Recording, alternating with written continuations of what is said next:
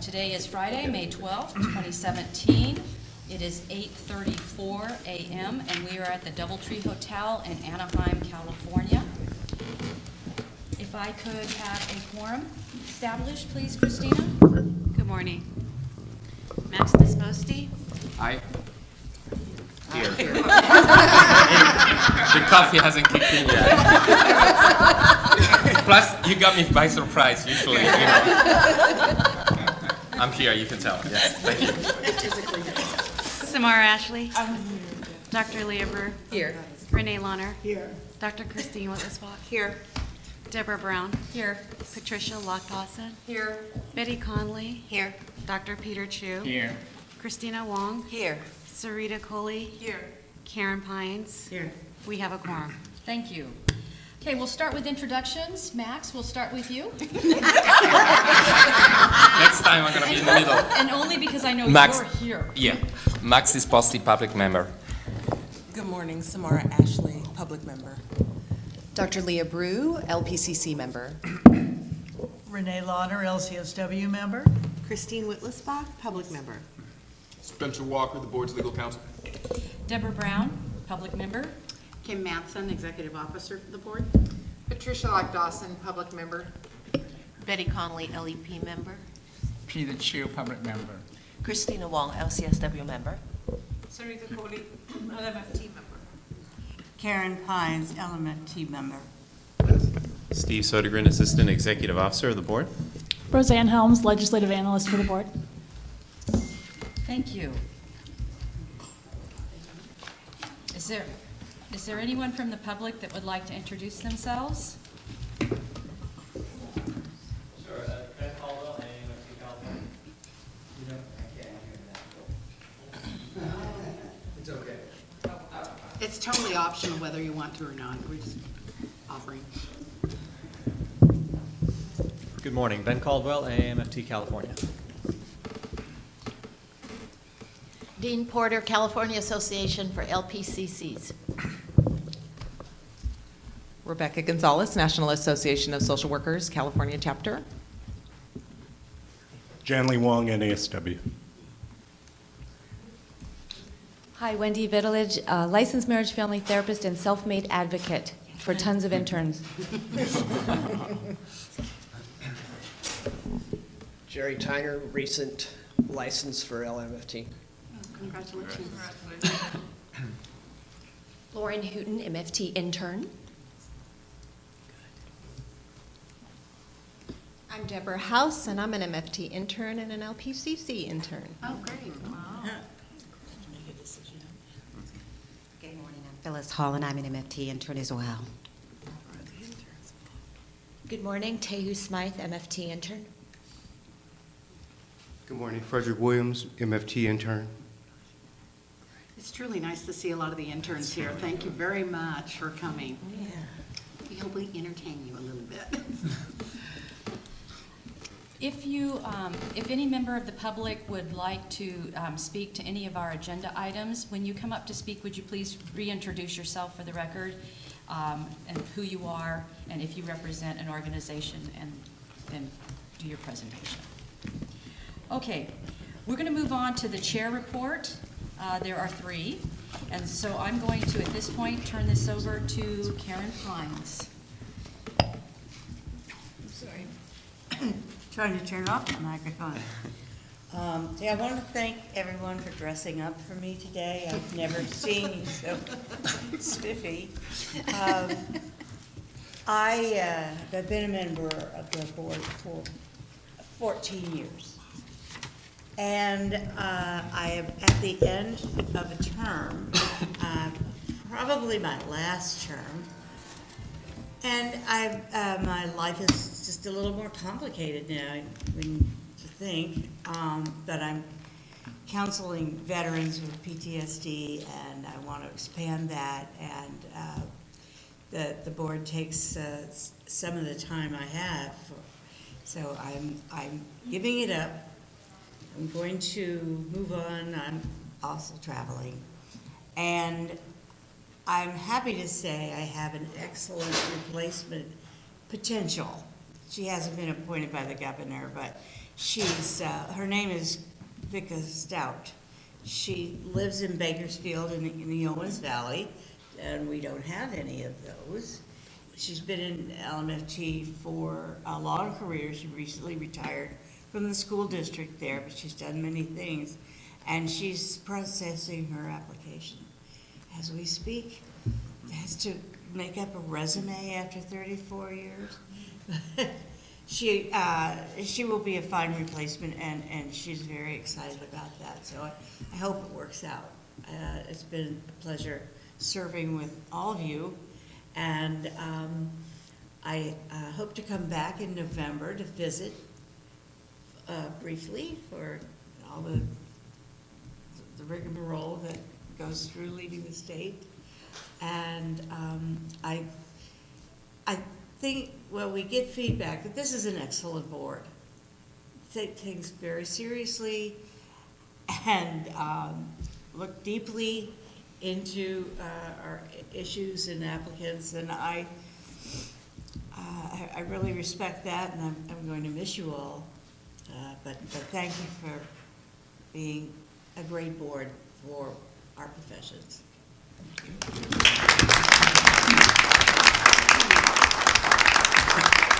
you. Thank you, Karen. You will be missed. But thank you for what you're going to be doing in the future with working with the veterans and PTSD. Thank you very much. You bet. First, I'd like to congratulate Leah Brew, Betty Conley, for being Senate confirmed.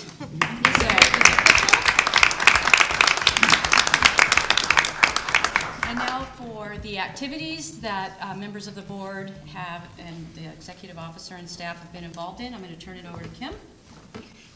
It's been a real busy season. You'll hear later about, do I need to be closer? Of course. So we've been traveling up and down the state quite a bit, doing a lot of the outreach. But one of the outreach events I really wanted to just call to your attention was the Kal-El PCC outreach event. And at that event, Dr. Leah Brew was awarded the Dean Porter Distinguished Professional Service Award. Wow. And it's the first one, I believe, that has ever been awarded by Kal-El PCC, and it's for your service to promote and enhance the profession, LPCC profession in California. So congratulations. Wow. That's very cool. So, and then Renee Lawner and I attended a brief event for the California Society of Clinical Social Work. I gave the presentation to the incoming licensees and probably scared the bejeebies out of them. And then Renee talked a little bit about once you are fully able to independently practice as a licensee, some of the tips you can employ to make sure that you're practicing safely and ethically and not to be afraid. So the response that we got from that was pretty good. And so that was a fun event. So, Renee, I don't know if you would like to talk any more about that, or? No, it was, I think they were scared to death, actually, by the end. But I think that they were very appreciative. They expressed a tremendous amount of appreciation for Kim coming and talking with them. And I think it did a lot to dispel, really, the kind of tremendous fear and lack of knowledge people have of the board. I mean, I don't think they think we're human, made up of humans, we're some kind of superpower figure. So all negative, not a good one. So I think it was very good, and I think we need to do a lot more of it, yeah. Even though it's exhausting for Kim and Steve and the staff. So, but yeah, that's pretty much it. Okay. Thank you.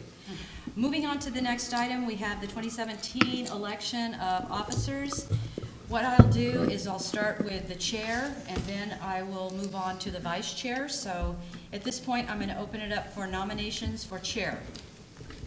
Yes, Christina Wong. I'll nominate you, Deborah Brown, and can I actually make a slate? If you'd like. So I'll, recommend, I'll nominate, Patricia and Deborah. Okay, so your nomination is for a slate? So for a slate of Patricia being the vice chair and Deborah Brown being the chair. Okay, is there a second? I second. Or do you have? Other nominations. I don't need a second, okay? Is there more nominations? That was gonna be my nomination too. That was gonna be your nomination too, okay? Any other nominations? Okay, so now we go for a vote.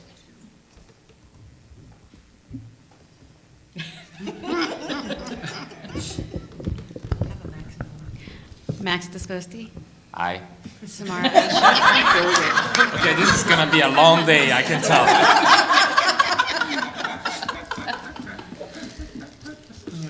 Aye. Dr. Leah Brew, Aye. Renee Launer, Aye. Dr. Christine Whitlisbach, Yes. Deborah Brown, Aye. Patricia Lock Dawson, Aye. Betty Conley, Yes. Dr. Peter Chu, Aye. Christina Wong, Yes. Sarita Coley, Yes. Karen Pines. Yes. Motion carries.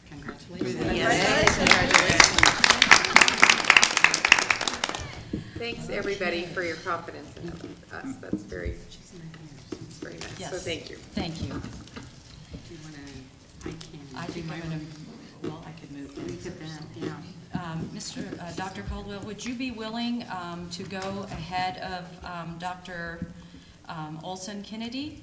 She's gonna be here momentarily, or are you not? I would be happy to, probably need just about 2 minutes to set up. Okay, why don't we go ahead and do that? Do I need a motion to move this on the agenda? Okay. all right, so we'll take a few minutes. Okay, a couple minutes. Thank you, Dr. Caldwell.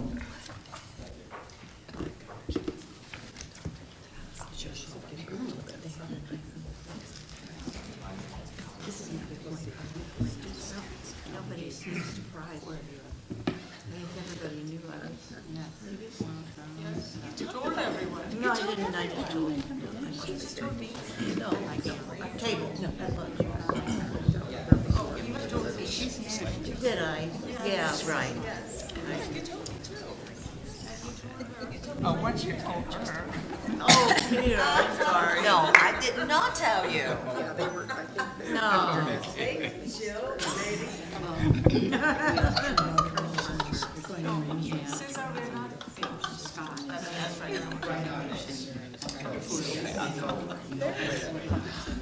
All right. I'm not in a break right now. Max, are you here? We're on a break. We're not on a break? Shoot a break. Have you had enough coffee yet? Yes, the board is going to break for 2 minutes now to let Dr. Caldwell set up for his presentation.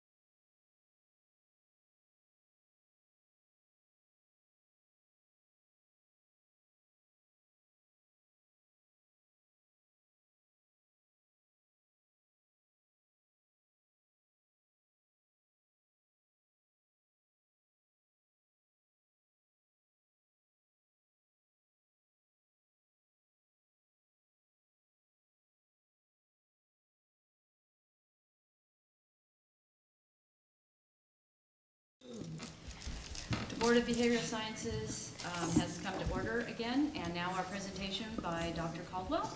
Thank you. Thank you. Good morning. I appreciate the opportunity to present to you today, so thank you, board and staff, for the time. I'll try to be relatively brief. I'm coming to you today to describe what is, I think, a uniquely Los Angeles problem, but one that I believe warrants your attention. We have a number of practicum sites, including a number of very large sites, that are now charging significant fees to trainees. We've talked in this context before about the kinds of fees that are sometimes charged to interns in the supervision process. This is a different animal. I have here a list of sites that I've reasonably verified, either through their websites or other information, including multiple independent sources, are currently charging their trainees for the time that they spend at that agency. And these are folks who are paying to volunteer as part of their degree requirements. And Renee, your reaction matches mine the more I learned about this. Valley Community Health Center, and these are all annual fees unless otherwise noted. Valley Community Health Center charges their trainees $720. Counseling West, $750 up front. Southern California Counseling Center, $840. An agency called Open Paths is charging $900, but will waive that fee for trainees who meet a certain threshold in terms of the clients that they see. Sarita? Just a clarification, this is per month, or what is Year. the time? So these are annual unless otherwise noted. And you can see how some of them sort of break down by month. So like Valley Community Health Center would be $60 a month, Southern California Counseling Center $70 a month. Maple Center charges $900, Airport Marina Counseling charges $1,000 up front. And Family Service Agency in Burbank and the Center for Individual and Family Counseling each charge $1,200 for trainees to volunteer there for a year. Christina? So what do they call this fee? It varies by agency. So some places will call it a training fee, some will call it a supervision fee, some will simply call it a fee. In addition, there are a number of agencies, including some on this list, that will charge fees specific to individual supervision. I haven't indicated those here.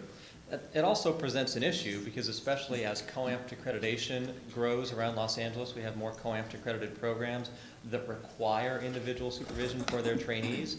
You now have trainees who are going to be paying not just these fees, but a separate fee for individual supervision for the year that they spend at that agency. But this is just the base fee that the agency charges for trainees to work there. What they call it varies from place to place.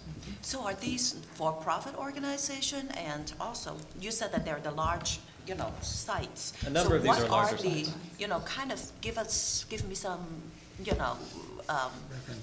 description about the type of agencies? So these are, to my understanding, these are all nonprofit agencies.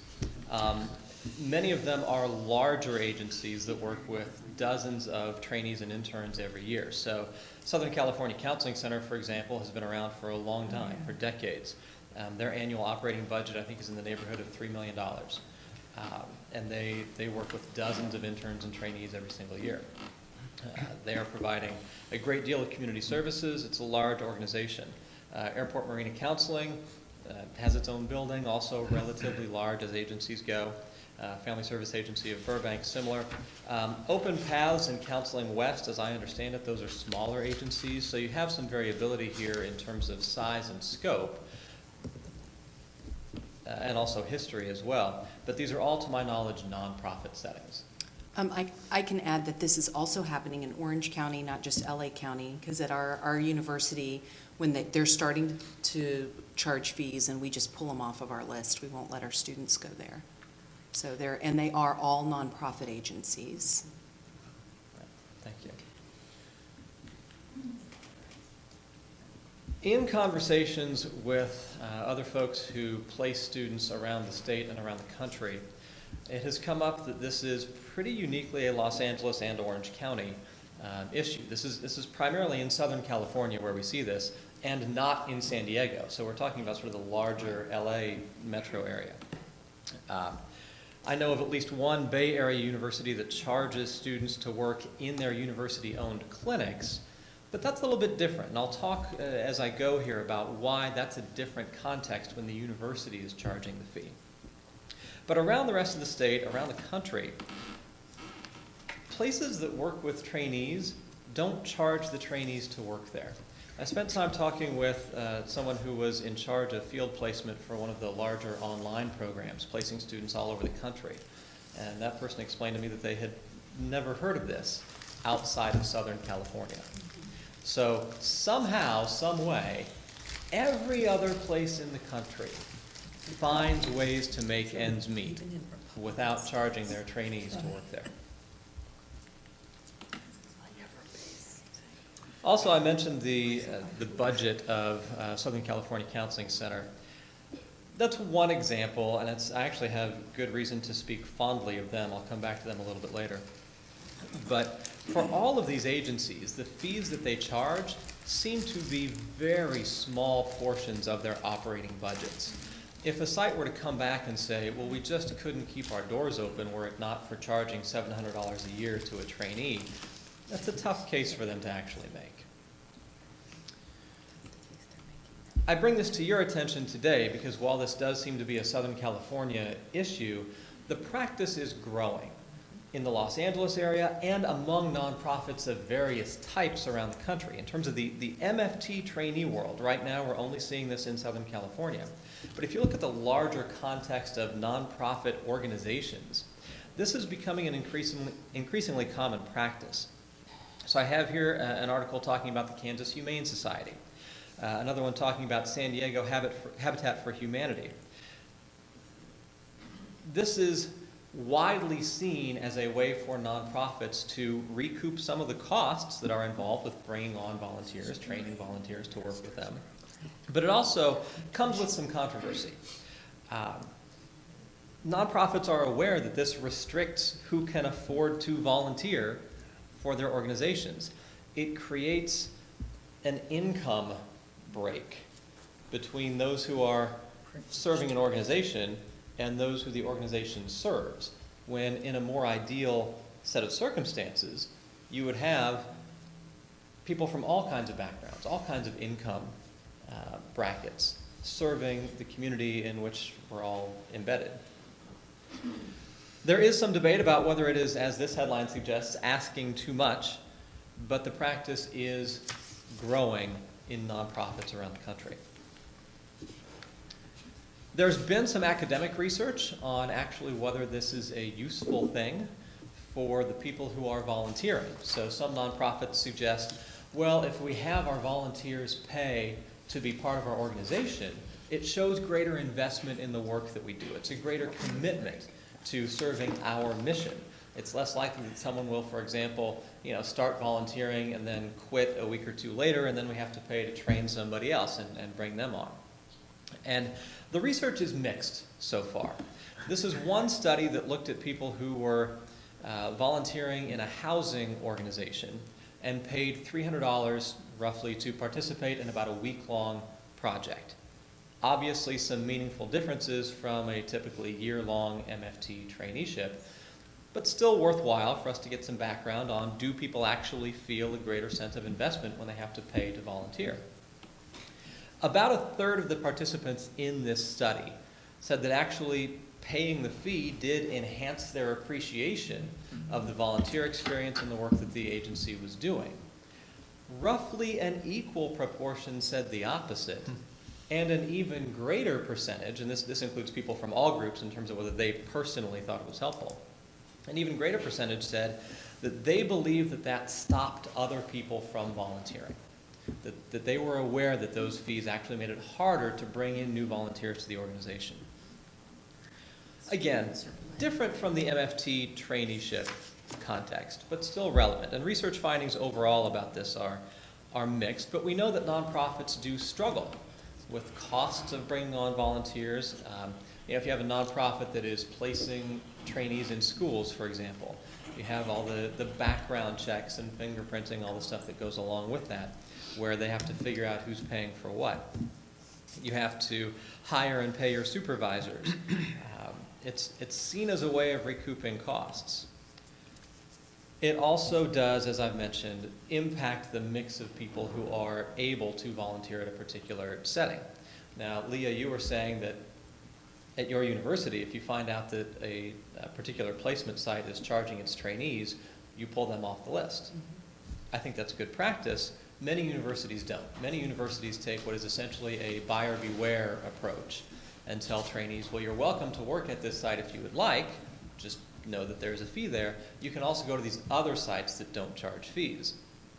When that happens, there tends to be a great deal of competition for those sites that don't charge fees, because you're asking people to pay hundreds or maybe more than $1,000 that they hadn't budgeted.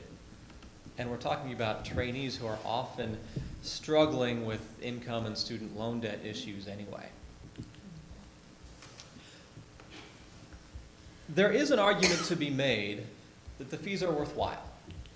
And in fact, when I talked with trainees and interns who had gone through the training experience about working in places that charged fees like this, some of them said, I was happy to pay. It enhanced my supervision experience because what it meant was the agency could afford to bring in outside supervisors, outside trainers to do some kinds of special events for us or give additional certifications that we otherwise might not have been able to do. That does have value. In some cases, the agencies use the money to pay for their supervisors. Now, again, there's probably other ways that they could afford to pay their supervisors if necessary, but it helps, or seems to help, when trainees can see where their money is going, when it doesn't feel like they're just sort of throwing money into a black hole that the agency then uses as they see fit for whatever operating costs. If I'm in your shoes hearing this presentation and thinking about the possibility of, well, what can we do about this issue? Certainly one of the concerns that I would have is, are we going to get pushback from sites? Are we going to have sites that are coming to us and telling us, you know what, without these fees, we're not going to be able to keep our doors open? Or maybe more realistically, if we're not able to charge these fees, we're not going to continue working with trainees. We'll just work with interns or other folks who can, who we can get to work for us. That last point, I think, is quite arguable, and I also think you actually may not get the kind of pushback from sites that you would anticipate. I'll come back to that. It is legal. There was a CAMFT article from a few years ago that talked about this issue very specifically, looking at the legal context and coming to the conclusion that trainees who are volunteers can lawfully be charged for supervision and other training. So it's not a matter of rogue sites that appear to be violating the law as best as the CAMFT attorneys could tell. But what many people are not aware of is that these fees do put supervisors at some risk, for ethics complaints in particular. While our professional codes of ethics do not specifically prohibit these kinds of fees, there is language in many of the codes of ethics that prohibits exploitive arrangements between supervisors and supervisees. There's a good argument to be made that charging trainees to complete a graduation requirement when they are not in much of a position to argue can be seen as exploitive. The 2015 AAMFT code talks specifically about payment for supervision and says that supervisors shall not enter into financial arrangements through deceptive or exploitive practices, and also that we shall not exert undue influence when establishing supervision fees. I mentioned that study earlier of people who had paid about a $300 fee to work for a week at a housing organization.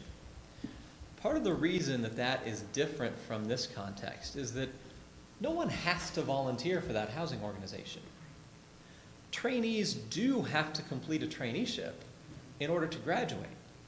And by the time they reach the traineeship, they've typically already invested tens of thousands of dollars in their education. If they're not able to complete their degree, or if they're required to slow down their degree completion, you're talking about an additional cost that is quite significant. So you have a lot of trainees who go to sites that make them pay and grumble about it, but pay from the perspective of, what else was I going to do? Stop my education? Keep applying at the few sites that are taking trainees in my area that don't charge and sort of hope for the best and maybe graduate 6 months or a year later? It's not If you think of how voluntary something is, there's kind of a spectrum. It's not voluntary or not. It's more like, how much choice do you have? And in this case, we're talking about trainees who do have choices in front of them. No one is mandating that a trainee work at a site that charges these kinds of fees. But the trainee themselves often doesn't experience a great deal of choice in the matter and may understand that choosing to work at a site that doesn't charge a fee comes with some significant consequences. The 2014 ACA code has this nice, elegant, simple statement that counselors do not exploit others in their professional relationships. Again, to the degree that these fees are exploitive in nature, a supervisor could be at risk for an ethics complaint when participating in this kind of an arrangement. And in the 2008 NASW code, social workers should not take unfair advantage of any professional relationship or exploit others to further personal, religious, political, or business interests.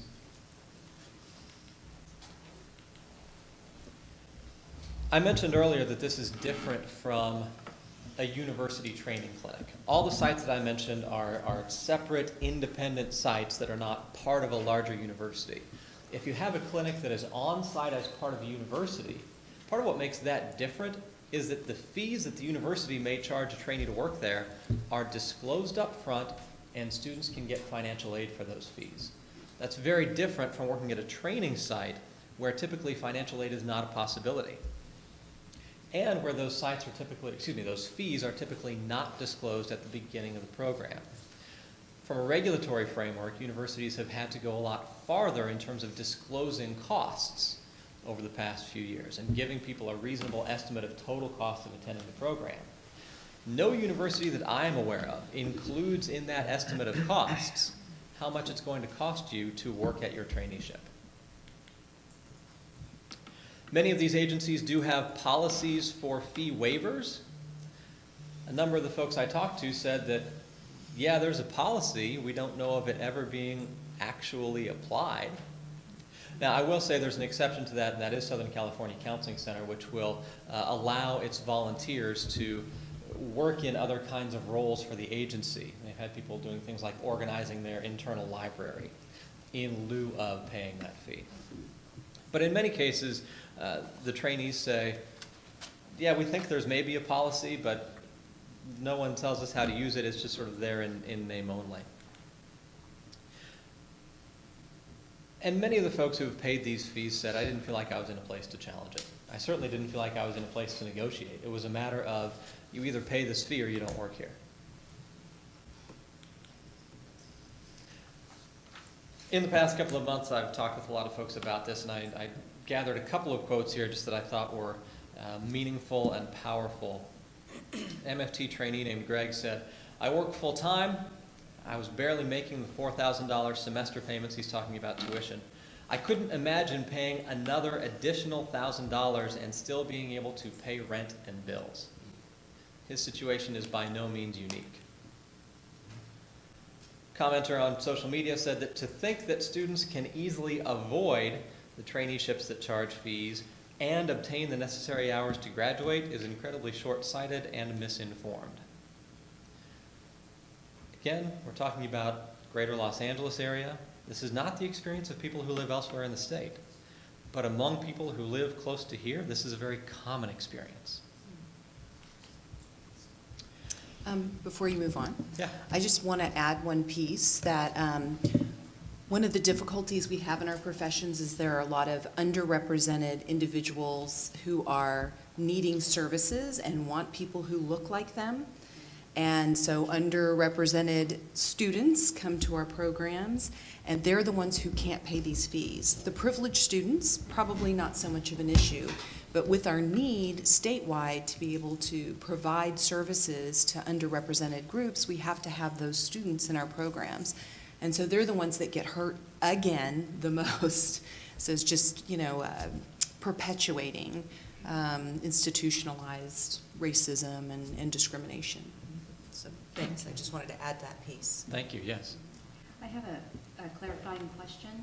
So is there a possibility you could be an intern and seeking, you have to have supervision to get your hours, but you're out of school and you're no longer paying tuition?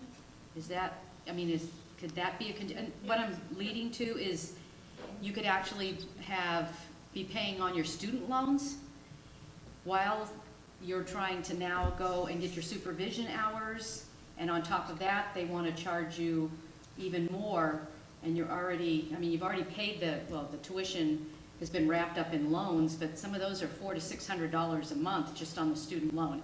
So typically, I'm just asking for the education. Mm-hmm. When you're an intern and you have to go out and do your hours, are you finished with your coursework at school? Yes. Yeah, by definition, yes. So you could end up in a position where you're now paying for your student loan and perhaps having to pay a fee on top of that. Yes, to clarify, that's absolutely yes, and that is an unfortunately common occurrence.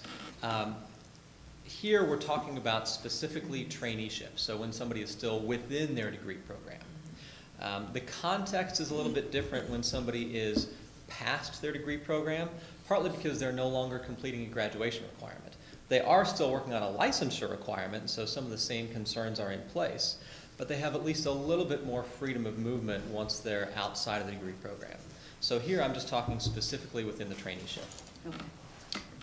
But can I ask a question now? Yes. Have you had conversations with these sites? And Yes. So what's the rationale for it? I'll get to that. Okay.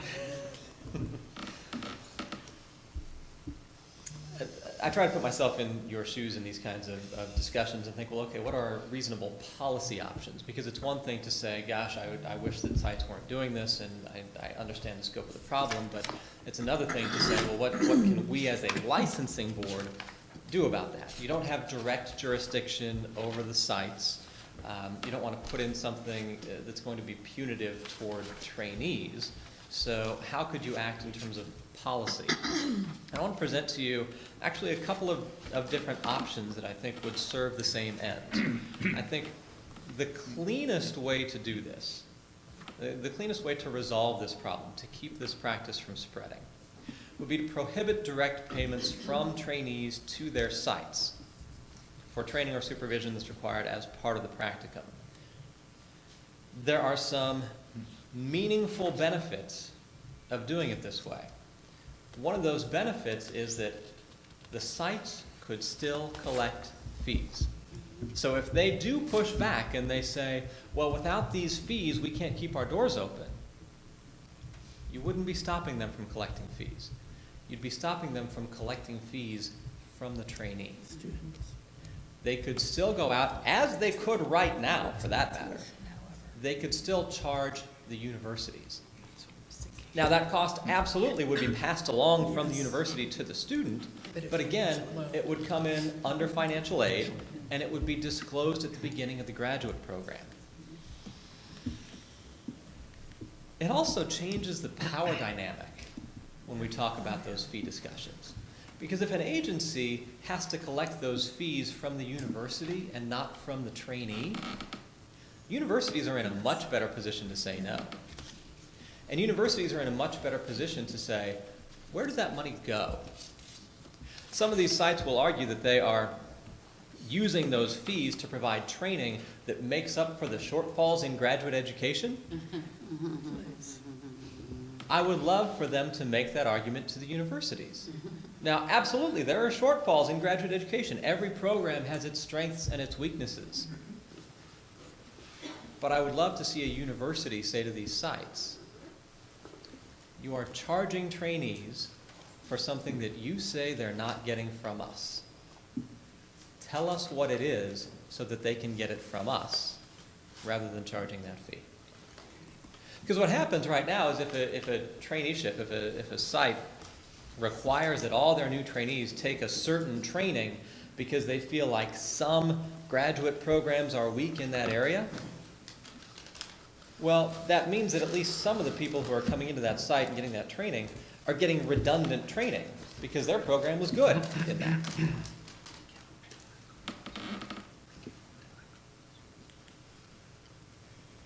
The financial models of these sites wouldn't be impacted if you prohibit trainees from paying sites directly to work there.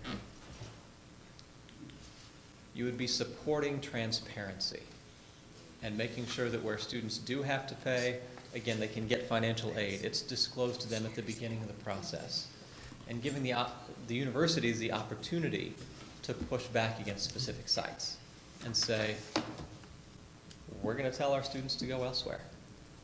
Or if the university wants to pay, again, that's fine. No beef with that. Depending on where a university is located, where the students live, it may be that the university actually has a vested interest in making sure that students can work at a couple of particular traineeship sites. And so they're willing to negotiate on that. Great. Have that discussion be between the university and the site, because the university has a lot more power relative to the student.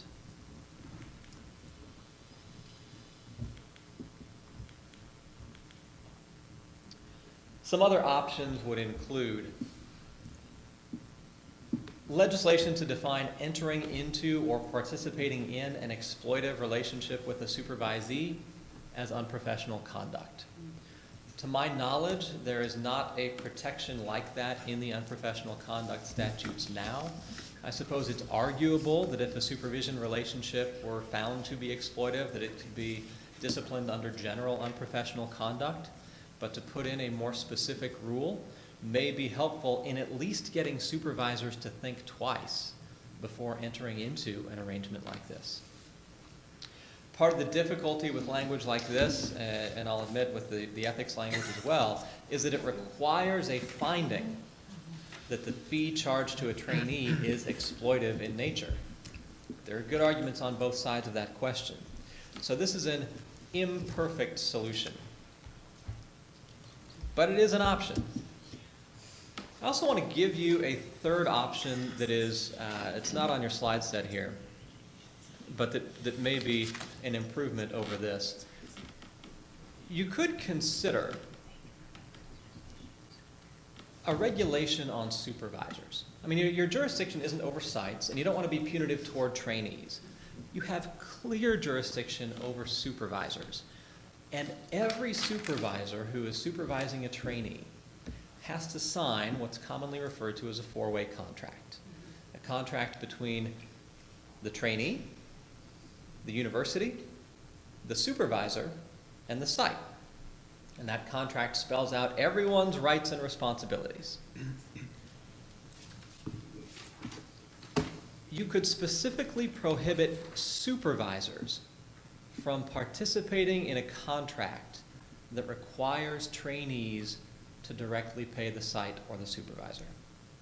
That, to me, is the most clear and specific kind of regulation you could put in place that, again, would stop this growing practice of trainees paying for their traineeship, but would still allow sites to negotiate with universities if they so chose. Sarita, you asked earlier about discussions with the sites themselves, and had I talked with them. And I did have some pretty detailed discussions with Bob Mendelson and with Gail at Southern California Counseling Center. SCCC has been around for a long time. They're very well regarded around Los Angeles. I know a lot of people who've gone through there speak very highly of the training experience there. And I was concerned, knowing I was going to be bringing this issue to you all today, I was concerned about what would pushback from the sites look like. SCCC, by their own discussion, kind of pioneered this model of charging trainees to work at the site. And I was very pleasantly surprised at their response, because I was asking them questions like, what would happen to you all as a business? What would happen to your training if, for whatever reason, you were no longer able to charge trainees to work there? And I was expecting them to say something along the lines that we need to make drastic changes. We would, maybe reconsider having trainees at all. They said nothing of the sort. They said, if we can't charge these fees, we'll find another way. They said, actually, we recognize the problems that these fees create in terms of who is able to serve and who is able to enter the profession. They said, "We are currently making an effort to reduce or eliminate the program fees at their board level. If we succeed in doing so, funds would have to be raised and designated to replace the loss in income, but we wouldn't consider going to the schools or taking fewer counselors. Our goal is to eliminate barriers to participation because that supports a diverse counselor population." So their board is trying to figure out ways to make this happen. They are aware of the concerns here. You would not get pushback from them. And they are one of the big ones here. How large is the agency? I couldn't speak to the number of employees. I can tell you that I believe their annual operating budget is around $3 million. They have their own building, not too far from where my office has a private practice. Talking about dozens of trainees and interns who are working there. I've gotten different information from some of the agencies that we've had to let go, that they said they would not be able to run. They can't afford their supervisors anymore. And so I don't know why they couldn't hire interns instead, because they're not paying the interns either. So, yeah. So Well, it's, I'm sure it's mixed depending on some How much money places. do they generate through these fees if there are dozens of trainees going through them, as you said? So I don't know the exact number of supervisees that Southern California Counseling Center has. I know that they put people on a 2-year contract that goes from traineeship through a year of internship, that they are charging fees for the entirety of that contract. So they're charging trainees as well as interns. I did some what can best be described as bar napkin math of, how much money would these fees be bringing in if they have, I think, 40 supervisees or so relative to their operating budget. And we'd be talking about roughly 1%, maybe a little bit less, of their annual operating budget. So it's not significant in terms of the proportion of the overall revenue that they bring in. And again, that's going to vary by the size and scope of the agency. So Southern California Counseling Center, big agency, a lot of donations, their fees make up a small portion of that. I could see where in a smaller agency, their trainee fees might make up a larger proportion. Patricia has a question. Yeah, thank you, Ben. I appreciate you coming in and providing a balanced view of this and bringing it to us. I do appreciate, too, that you've offered an alternative to draconian legislation. Because I think we need to be really careful as a board not to vilify these sites that are charging the money. Yeah. They're not bad guys. They are businesses. They have to operate. They have to recoup costs. That is totally understandable. And as you said, some of the smaller ones, it could comprise a substantial amount of what their operating costs are. So I do think whatever we need to do as a board, I think we need to look at alternatives other than, prohibiting fee collection, or even though you have one organization that states they wouldn't go to the schools, well, if we tell them they had to, they wouldn't have to, and it would be part of it.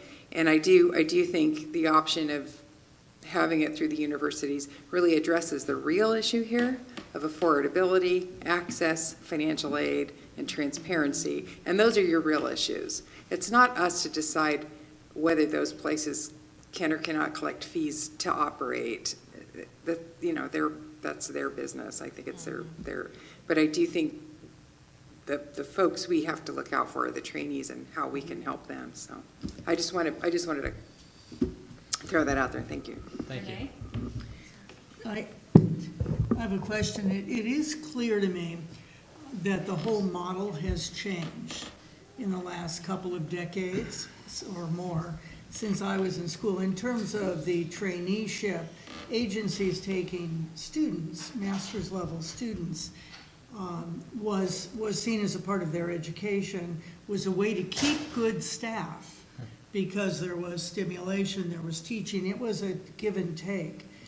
Now it seems as if they've constructed a view because of fiscal, concerns, not really needs, that it's a one-way street, basically.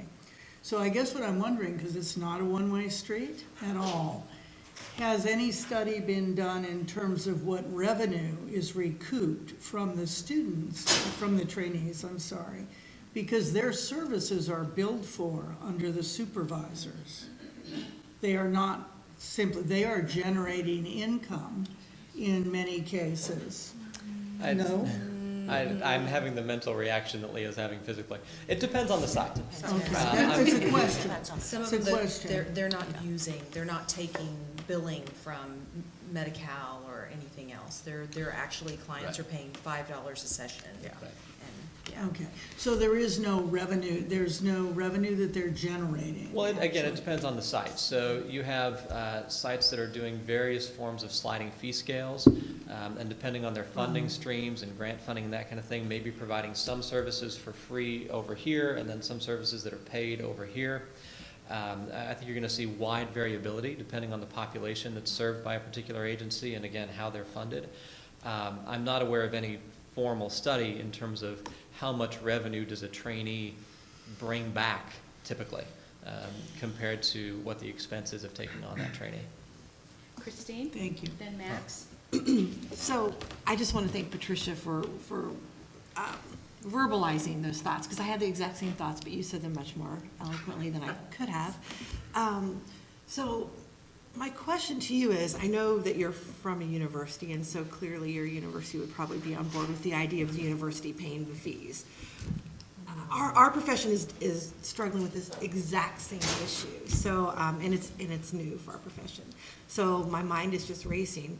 Have you talked to any other universities? I mean, it's just another thing for them to take on and do. Are the universities on board with this?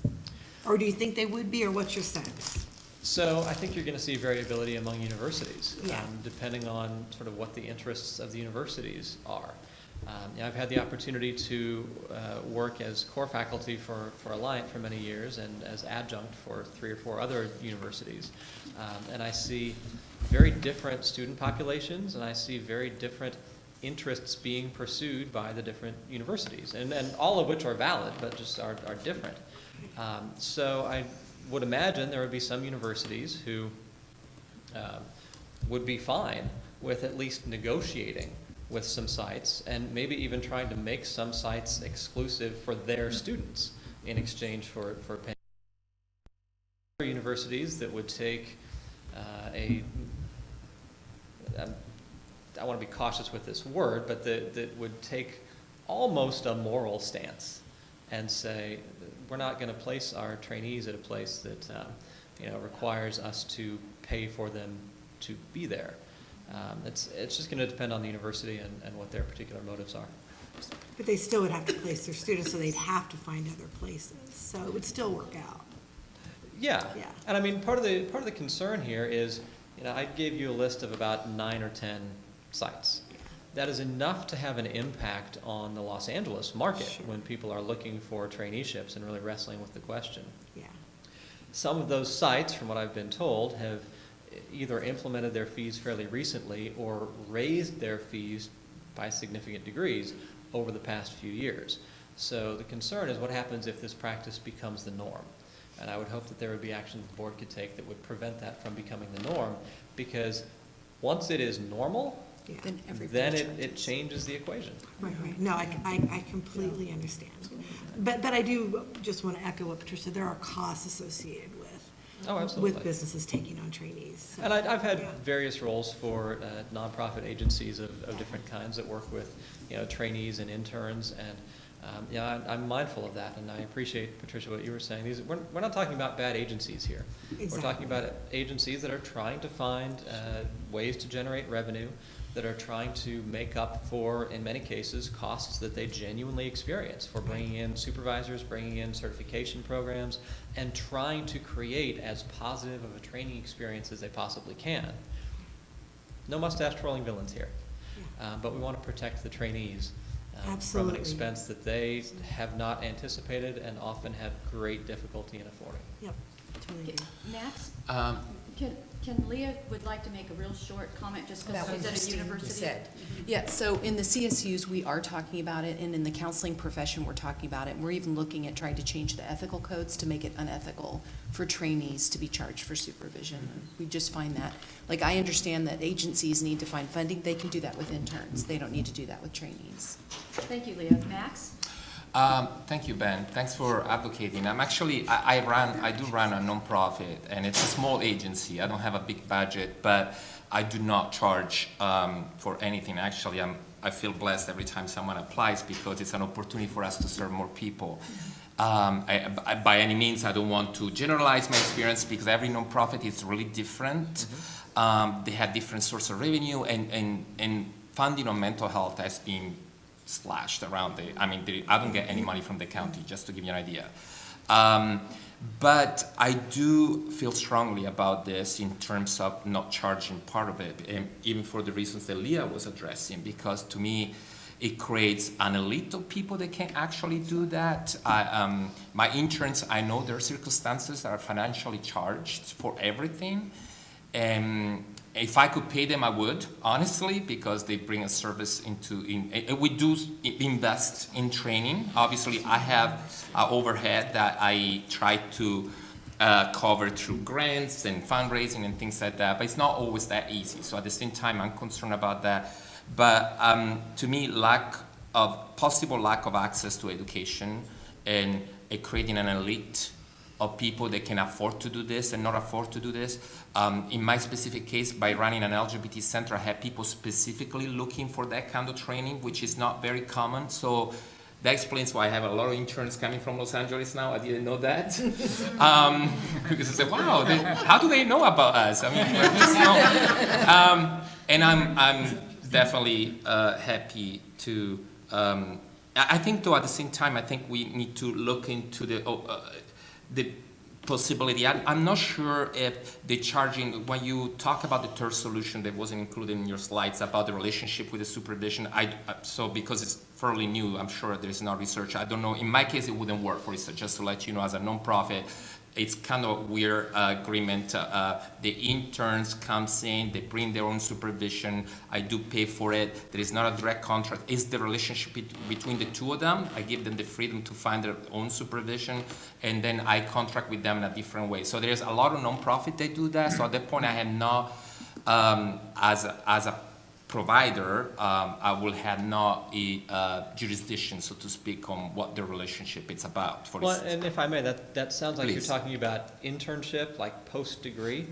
In that case, yes. Which, to have an intern who hires an external supervisor is common and is different. Yeah, right. It's fundamentally I know the different difference from between during the two. traineeship. Absolutely. Yeah. And I think, I understand it. Thanks for bringing that up. So I'm very, I was shocked when I was reading the report for today because I saw all that I was not aware of. I'm in San Diego County, so I'm not aware of any other organizations doing this, but definitely will be not well received from the public or from the university that we're working with.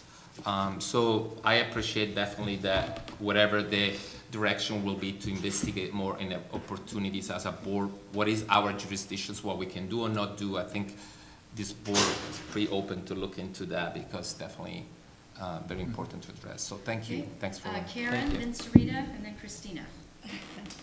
Sorry that you got interrupted, you're not quite done, right? Oh, no, I'm done. Okay, then, I'm not sorry. What percentage of interns as are post-grad working toward licensure? And I believe some sites pay interns because they're collecting counseling fees for them. But what percentage is that compared to, how many interns, percentage-wise, that you know of get paid? To my knowledge, there's simply not good data on that. The short answer is we don't know. You're correct in saying that you've got the full scope of agencies and employers who work with post-graduation interns who are, in some cases, they are charging people to volunteer there. In other cases, it's just simply unpaid, and in other cases, it's paid. And sometimes actually paid pretty well. So you've got a wide range. And again, no good data that I'm aware of that would say sort of what the norm is on that. At the trainee level, pre-degree, We also don't have good data. You know, the information that I provided to you here in terms of these sites are charging their trainees around Los Angeles. That's sort of the best hard data that we can get at this point. We don't have numbers in terms of what percentage of trainees are going to sites that charge them to work there. I think it would be a worthwhile area of study, but we just don't have better numbers at this point. Thank you. Sarita? So is this happening with MSW, with social work interns too, or just MFTs?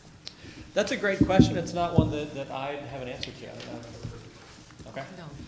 And so the other piece, I guess, to me, it feels like if this is a part of the education and the graduation requirement, then I would be with you, that it's the university's responsibility to figure out how they're going to get that training for the trainee, whether that's an arrangement with the site or whatever. I think, from a site perspective, work for a large nonprofit. We would not like to actually take trainees, frankly, because it's the 5 clients to the 1 hour of individual supervision. We're pretty strict about doing the 2 hours of group supervision and the 1 hour of individual supervision. And we're also a Medi-Cal certified agency, so there's a whole lot of paperwork around that.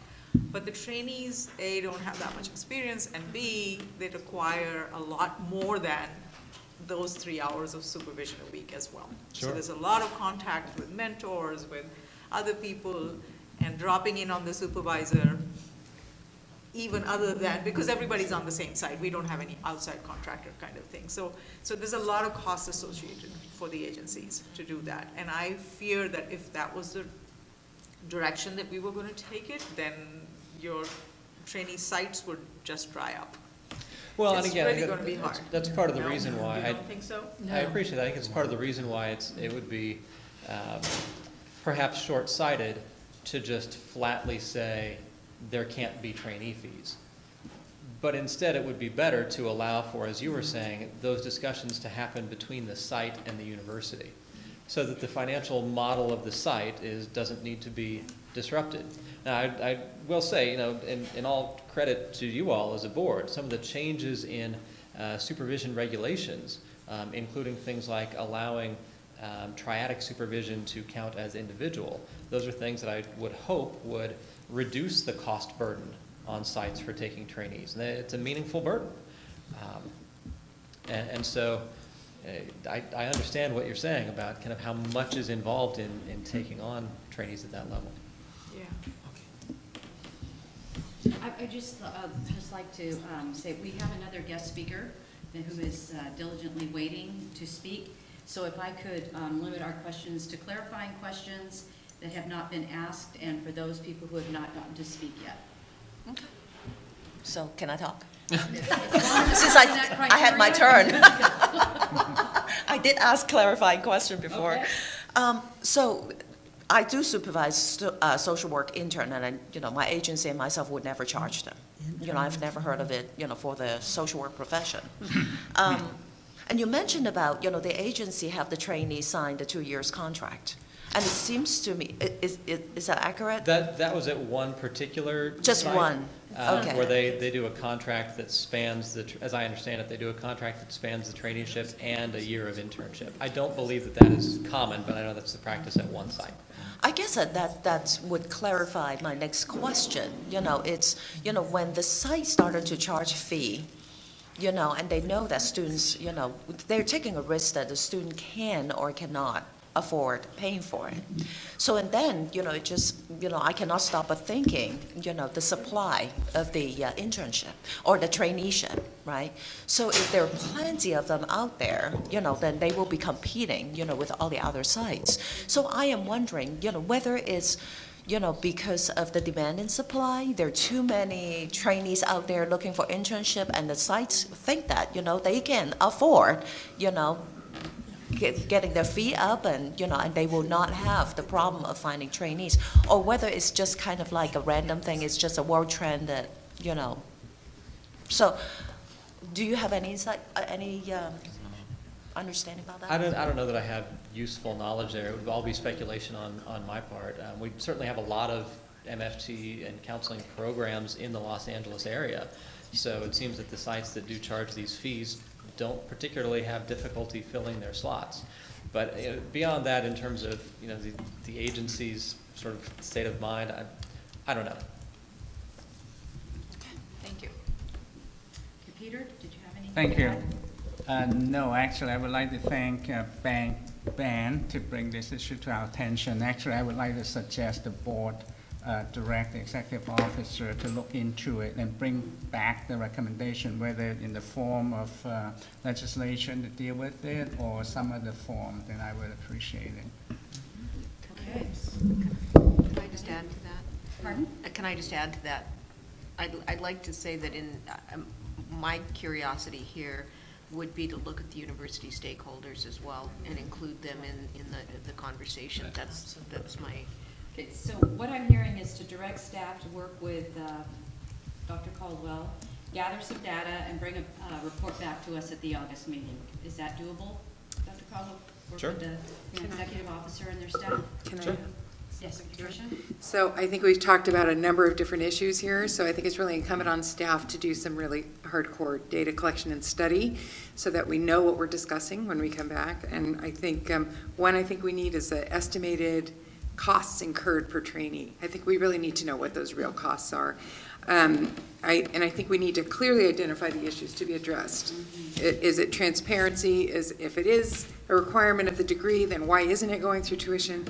And if the university is involved with that, expand the costs because they charge overhead.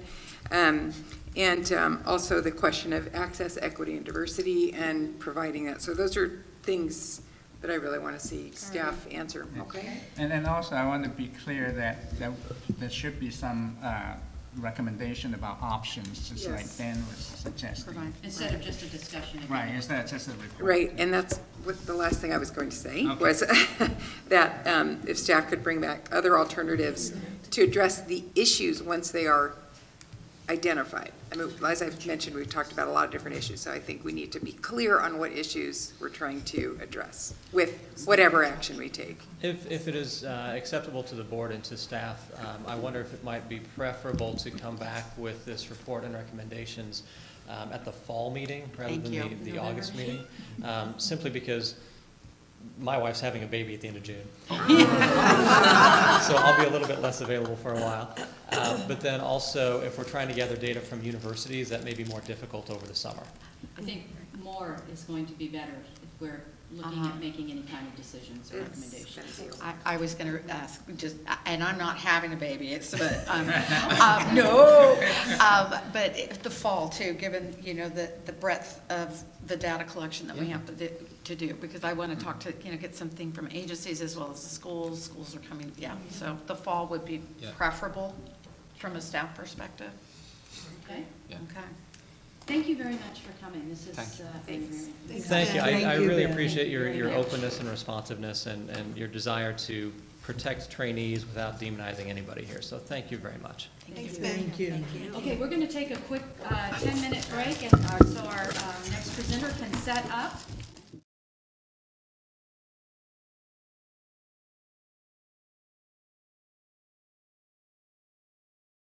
Seat. Welcome. Thank you. This is Dr., if I might give just a little background. Sure. This is Dr. Johanna Olson Kennedy, and she's here to discuss the treatment of trans youth. She is an American physician who specializes in the care of transgender youth, nonconforming youth, gender variant children, and youth with HIV and chronic pain. She's a board certified in pediatrics and adolescent medicine and is the medical director of the Center for Trans Youth Health and Development in Children's Hospital in Los Angeles. She has provided medical care for more than 400 patients, ages 4 through 25, and I was very fortunate to be at your conference in San Diego, which I learned so much. And thank you very much for coming to our board and relating what it is you know, and we really, really appreciate your time. Thank you. Well, thanks so much for having me. I'm completely weirded out by the fact that my back is to all of you. So sorry about that. I'm super glad I've lost some weight recently. Thanks for spending the next 10 hours with me. No, I'm just kidding. But I really do. I want to preface this by saying I have hours and hours and hours of material about gender. I'm going to try to condense some things here today so that we can talk about some basics. I think it can be really important. I'm going to try to cover these things, the domains of psychosexual selfhood, available medical interventions as of right now for trans youth, and then what does gender dysphoria look a little bit like, and start a dialogue potentially about curriculum requirements for mental health providers, because I think this is an area where we do not have formalized curriculum in most training spaces, and I think you all could be really instrumental in helping that along. Sadly, I have no financial relationships with any manufacturers. Like I always say this, I'm on financialrelationship.com and I have been unsuccessful up until now. I am going to talk about unapproved use of commercial products because the FDA has not approved any medications for use in the trans population, which is frankly not a reflection of the safety of these medications, but of the discrimination that happens in regards to transgender care, even at the federal level. In the year 2020, we will have been using hormones for 100 years for the purposes of physical gender transition. I cannot imagine any other domain of medicine where there would not be FDA approval for the use of medications in a population, but it's very reflective of what happens for people around gender-related issues. So why do I do this work? So we've seen an unbelievable increase in trans visibility, trans youth visibility specifically. The 4 young people across the top of this screen are young people whose stories have been really well publicized, featured in national TV programs. Ryland, this kiddo on the left, was born with congenital deafness and probably at the age of 4 or so, when he got his cochlear implants, started saying, I'm a boy, why does everyone keep calling me a girl? And his story has been profiled and then also made into a book. Coy Mathis, next to Ryland, her family successfully in Colorado won her the legal right to use the girls' bathroom. Jazz Jennings' show called I Am Jazz, reality show about her experiences as a trans teenager. And this kiddo, Josie, whose story was profiled on Dateline several years ago. All these kids underneath them are a handful of the young people that we have lost to death by suicide in the last very short amount of time. Every time I do this presentation, I have to add people onto this slide. This is not even all of the young people that we have lost, and certainly it's confined to younger folks. We lose a lot of trans adults as well, and we have to do better. A little bit about, you can talk out loud. What? Oh, okay. Oh, you need this to be down. See, it's a little weird because this is taped here.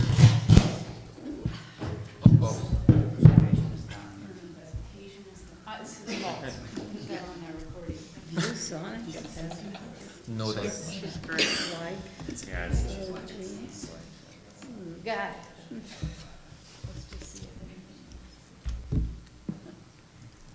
Okay, we're back. We're back in business. Hopefully. Good?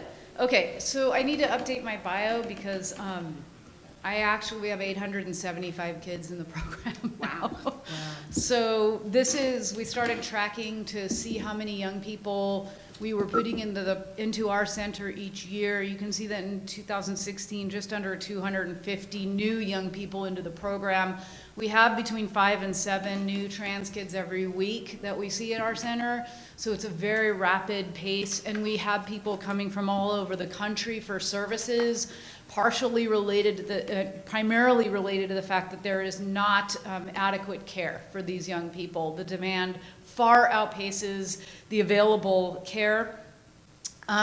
We have 125 kids on our waiting list right now. So I think that we will be well over 1,000 by the time the year comes to a close.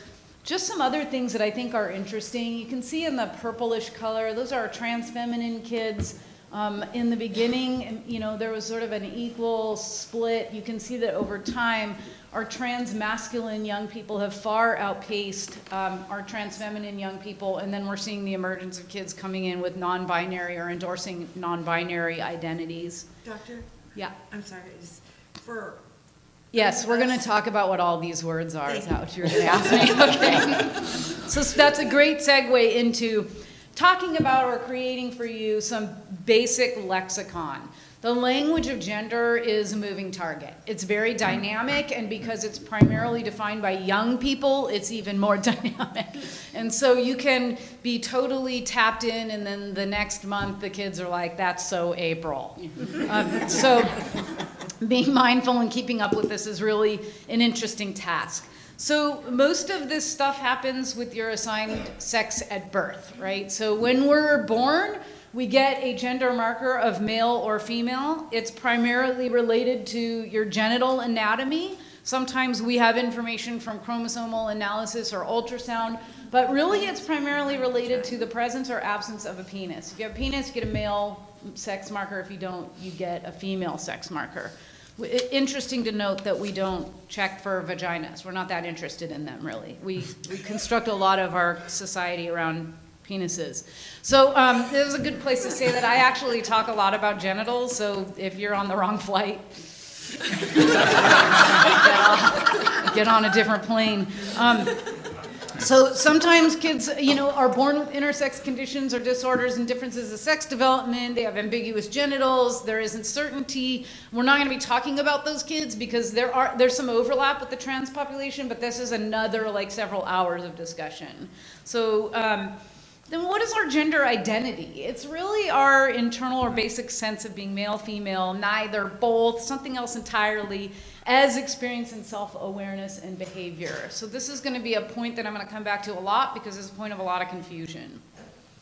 So I'm going to also build, this is something that I created called a gender abacus, and I'm going to build it as our expectation in our society is that if you are assigned male at birth based on your anatomy, you will also have a male gender identity. I feel really the need for a pointer. Hang on one second. I'm not going that far.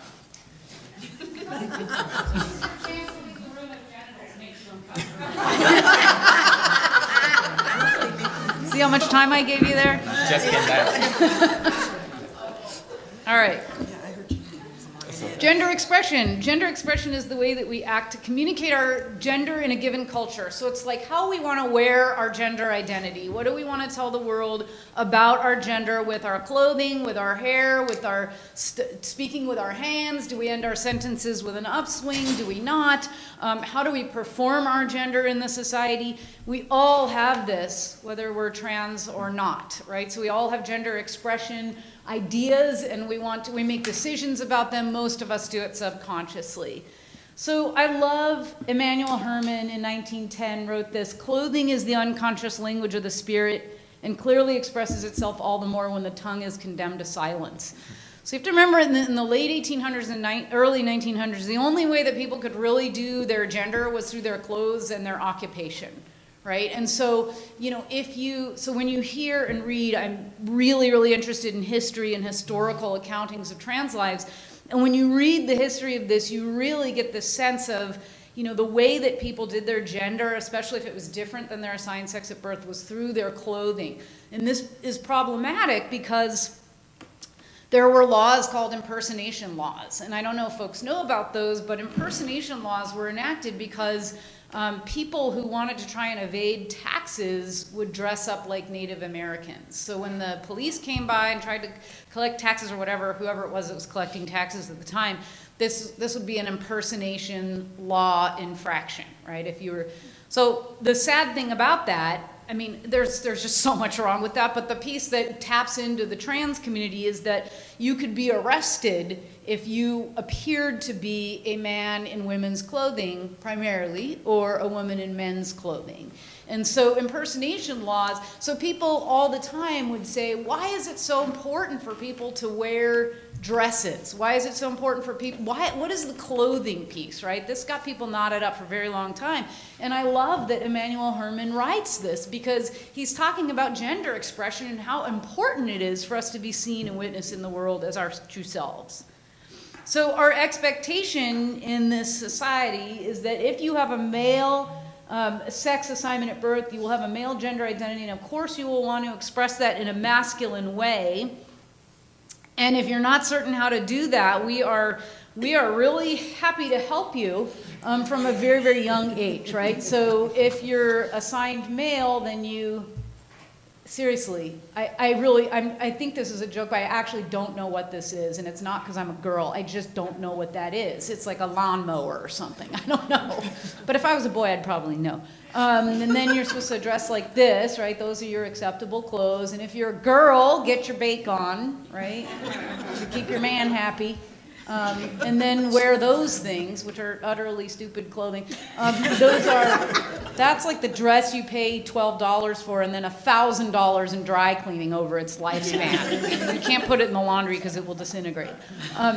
And so the reason that I'm showing you this is to draw your attention to the fact that we get very strong and very fast and very frequent messages about how to do our gender. From a very, very young age, you're taught how to do boy, how to do girl, and those messages seep into people even when they're tiny babies, right? And then we continue to do it, right? So we make an assumption about gender based on social cues. So even though our gender expression has expanded, right? Oh my gosh, here's a woman wearing pants. Alert the presses.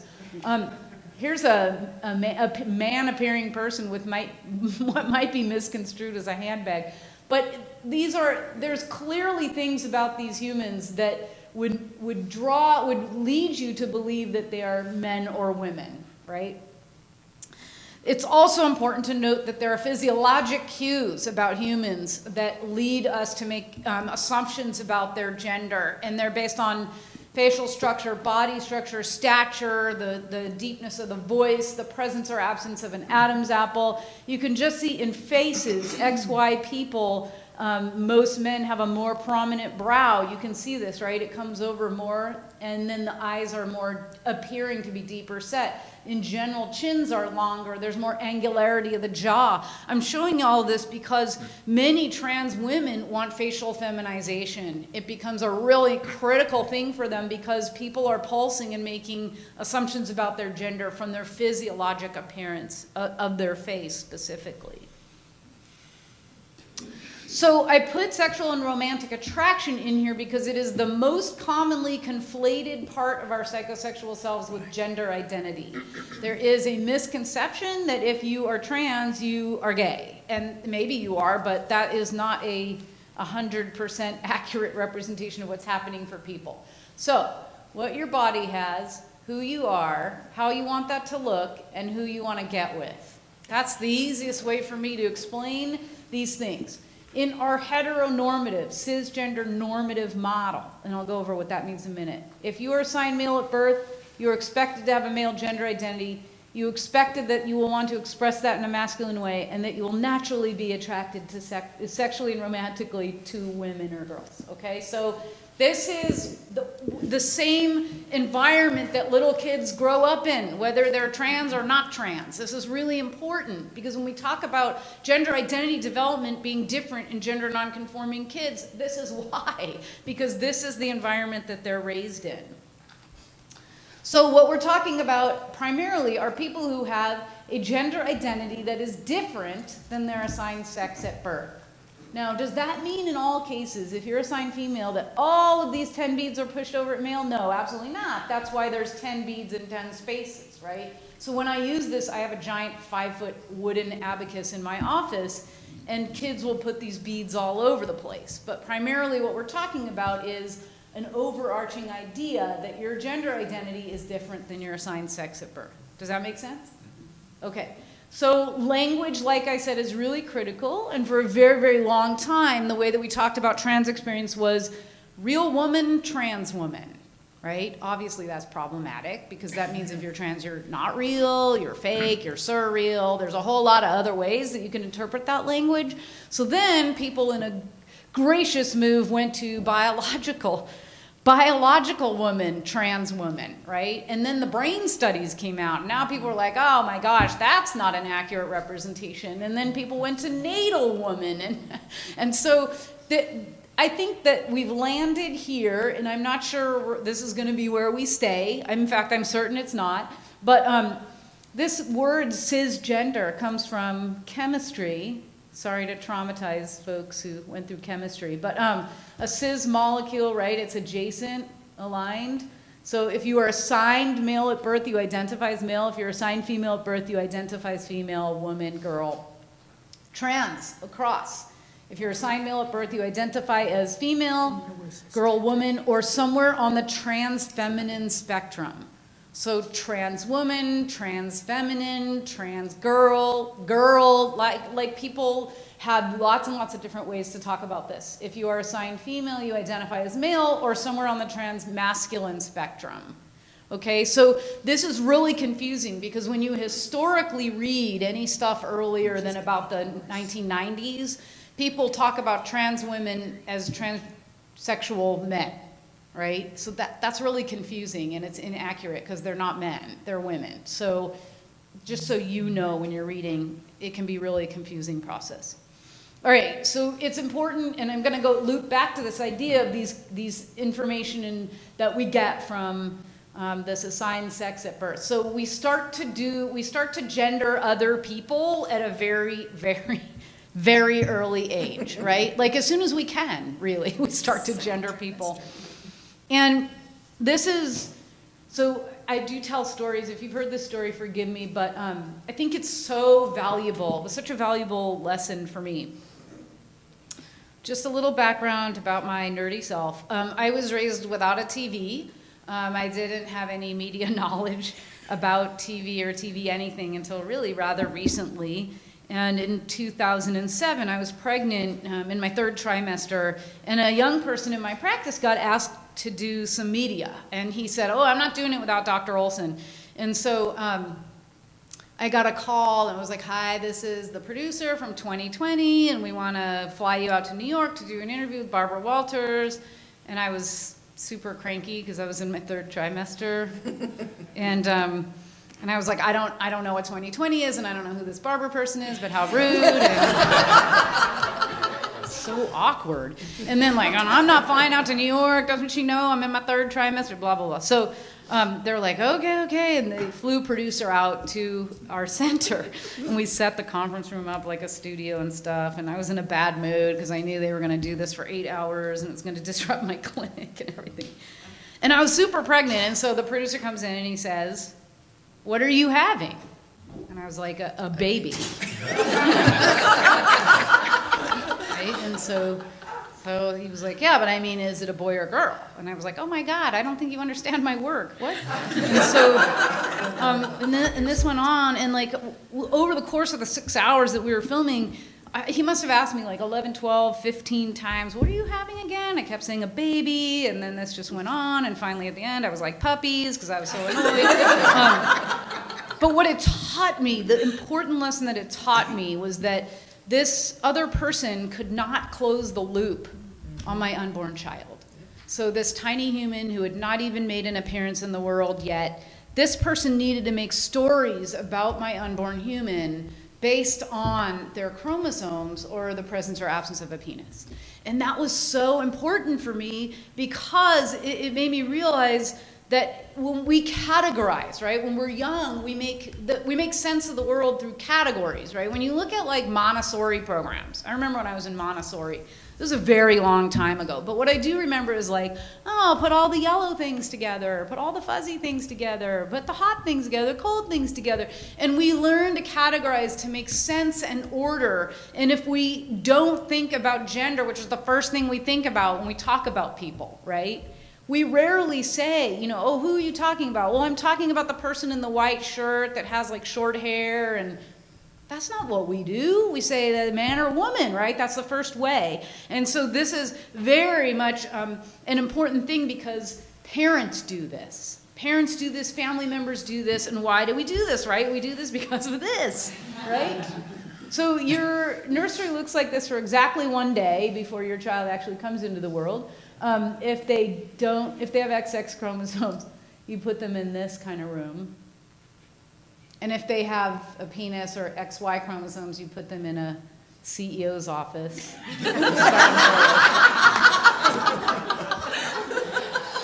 I'm not immune to this. It turns out I gave birth to a little tiny human without a penis, so she had some of this stuff too. So far, she's still a girl, but it's always open in our house. But this is important because these messages are starting early. We are telling children how to do boy and girl when they are infants, and they are learning because their eyeballs are open and their ears are hearing what we tell them. And so what happens when a kid doesn't fit into their assigned category, right? I'm going to share this video. Some of you may have seen it, but I think this video really does a nice job, a mom talking about her experience with her child who did not fit into that category. I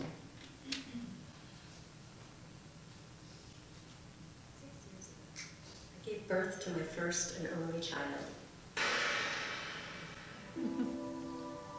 A boy. I am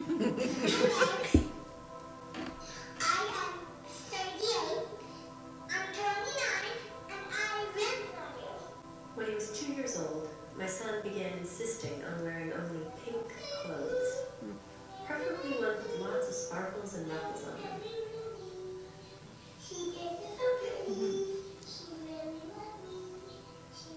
When he turned 3, he begged me to buy him some dresses and let him grow his hair long. That made the grandparents a little nervous, but we went with it. That's not the fairy, and that one's a princess. Why is she a fairy and she's a princess? Because fairies have magic and princesses don't. That's the difference. And also, they can't fly and they can. Fairies fly and princesses walk.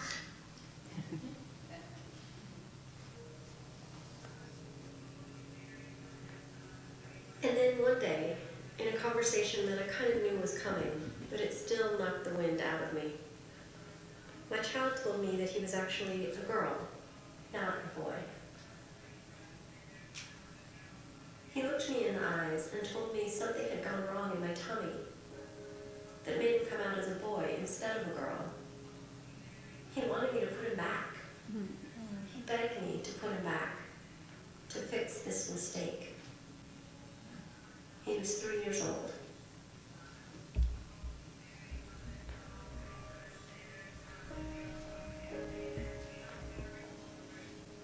I spent the following year resisting, trying to present alternatives.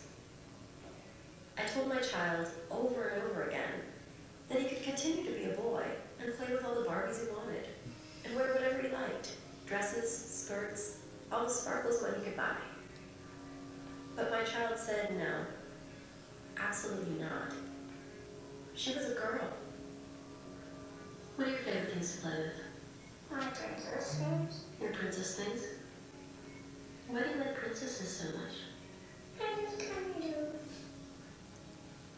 Do you think it's okay for boys to like princesses? But I'm a girl.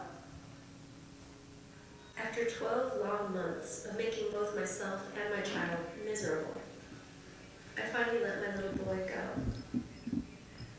Goodbye.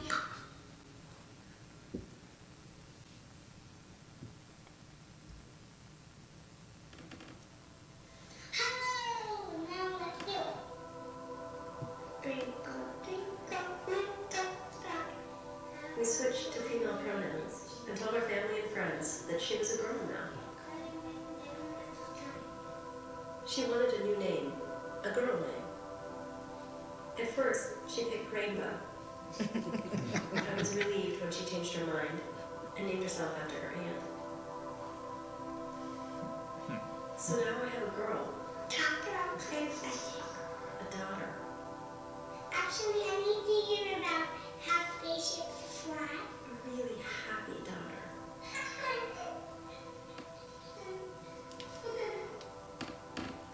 I adore my daughter.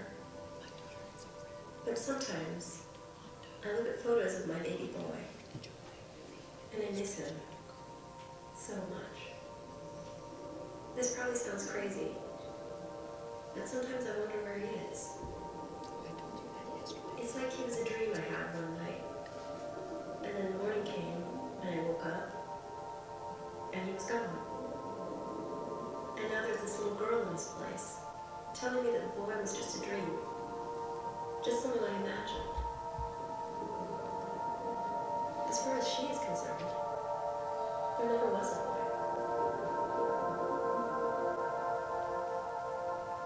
Can you explain that to me one more time? What's the difference between you and Holly? You're a girl with a penis and she's a girl with a vagina. You're a girl with a penis and she's a girl with a vagina? Yes.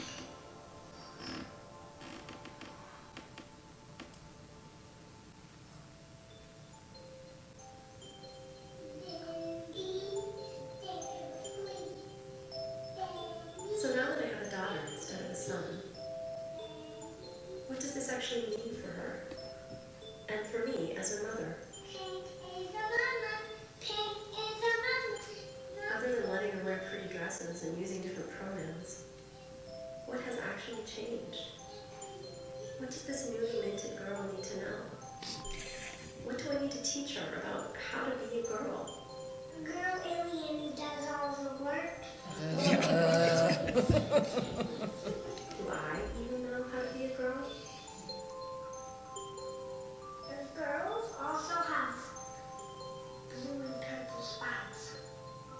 And if a girl could be a senator or an astronaut or a plumber, if a girl can wear pants and have short hair, if a girl can even have a penis, what is a girl anyway? Who gets to decide if you're a boy or a girl?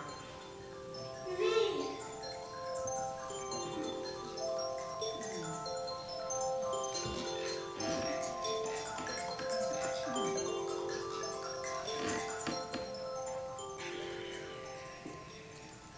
If you want to watch this again or share it with someone, it's on howtobeagirlpodcast.com. It's written by Marlo Mack. She has some follow-up videos, which are great as well.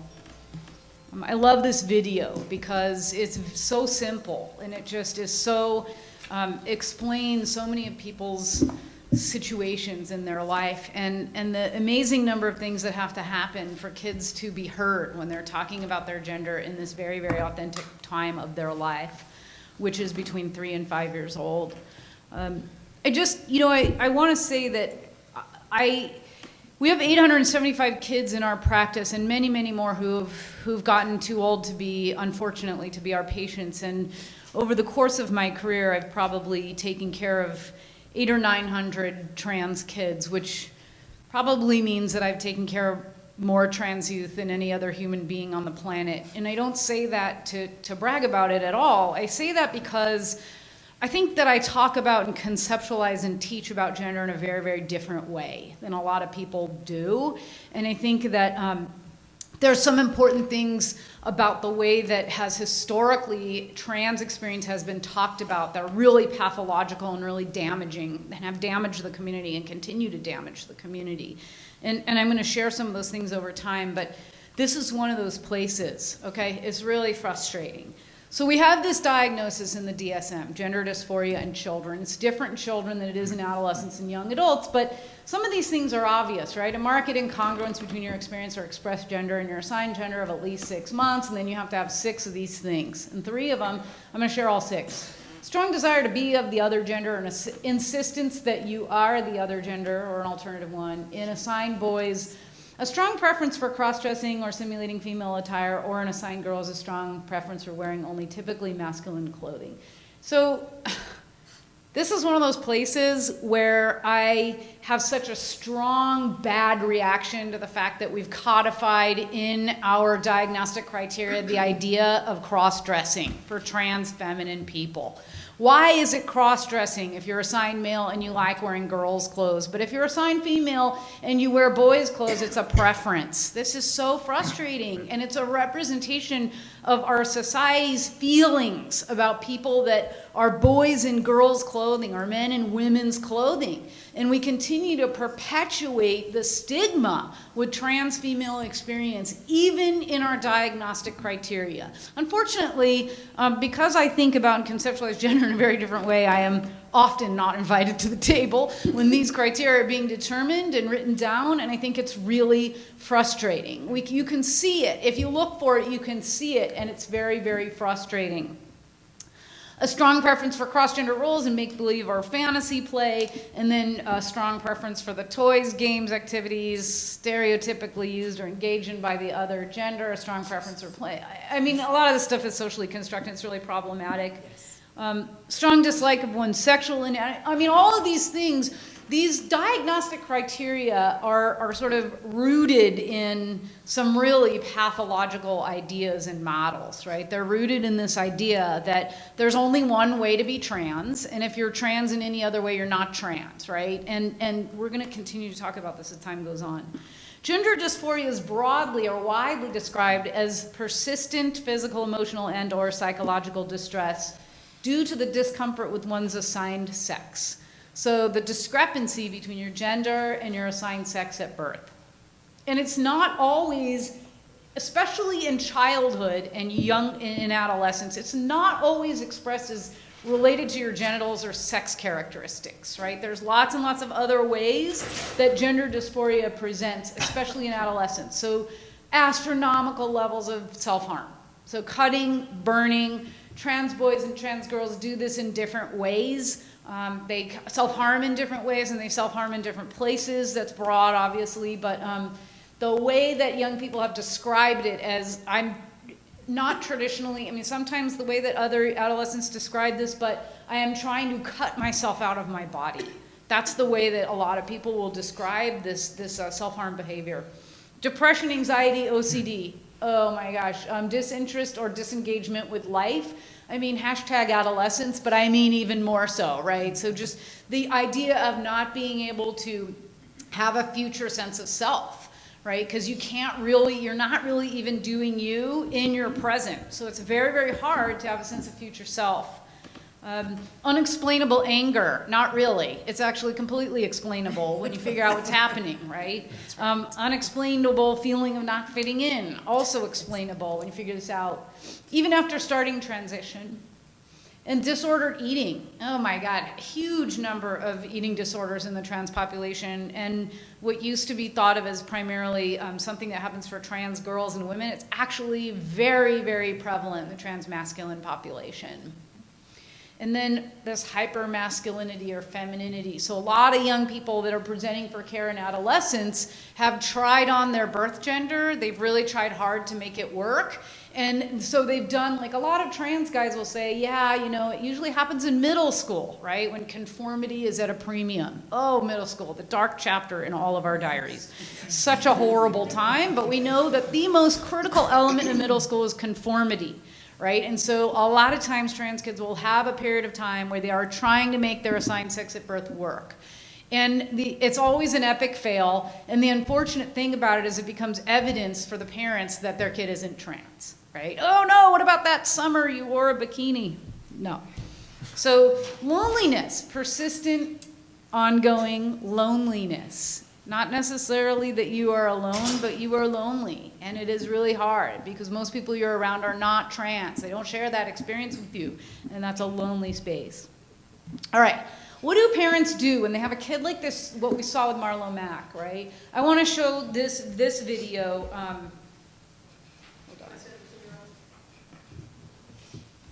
I want to make sure that you can all hear it. This is so critical. Can you get the mic to the side? Joe is transitioning from male to female. We've had a rough time with this. It's like bereavement, where you have to grieve for your son and welcome a daughter. My husband does not support Joe's transition. Don't be dressed like that when your dad gets home, because he doesn't want to see it. He feels it's a phase. Joe goes by Ariana, but I call him Joe. You know how I feel about Joe? We do not use female pronouns regarding Joe in the house. As a kid, Joe did wear t-shirts over his head to pretend it was long hair. Joseph always wanted to play dress up with the girls. Joe came out to me during his freshman year that he's gay. Joseph came out to my husband and I as transgender about a year ago. At first I was angry. I refused to go out in public with Joe because of the way he looked. I was severe and would tell him, take off. You're a weirdo. What? You're making it worse. You don't like them? No, Why? because they're horseshoes. I'm not a whore though. I didn't say you were a whore, I said they were horseshoes. It feels awkward to be seen in public with Joe as of right now. I can just feel people staring, it's almost like a laser. I worry about Joe ending up in the sex trade. I'm physically exhausted, mentally exhausted. I told him in 6 months and 2 weeks when you turn 18, I said, I'm not doing this anymore. What are you gonna do when you turn 18? When your dad and I say, get out, we're tired of dealing with it, what are you gonna do? I'm gonna have to let him go.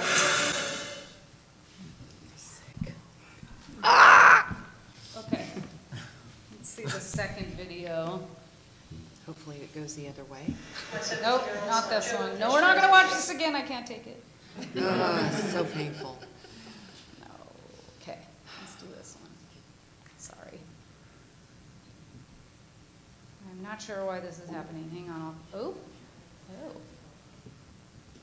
Okay, let's see. You've been listening to the show so far, and you too have been through the transition and the transitioning, and this is a process. What was your reaction when this began? When Lily came to me and told me how she was feeling, she was trembling, she was crying, I knew whatever she was going to tell me was going to be something very serious. And when she told me that she identified as female, I knew immediately that this was something very serious, and I knew that my reaction to it was very important for my child to see that I was going to help my child, that I was going to be there, and that we were going to work through this, and I didn't know anything about it. Were you scared? Absolutely. I was scared because I didn't know what it meant.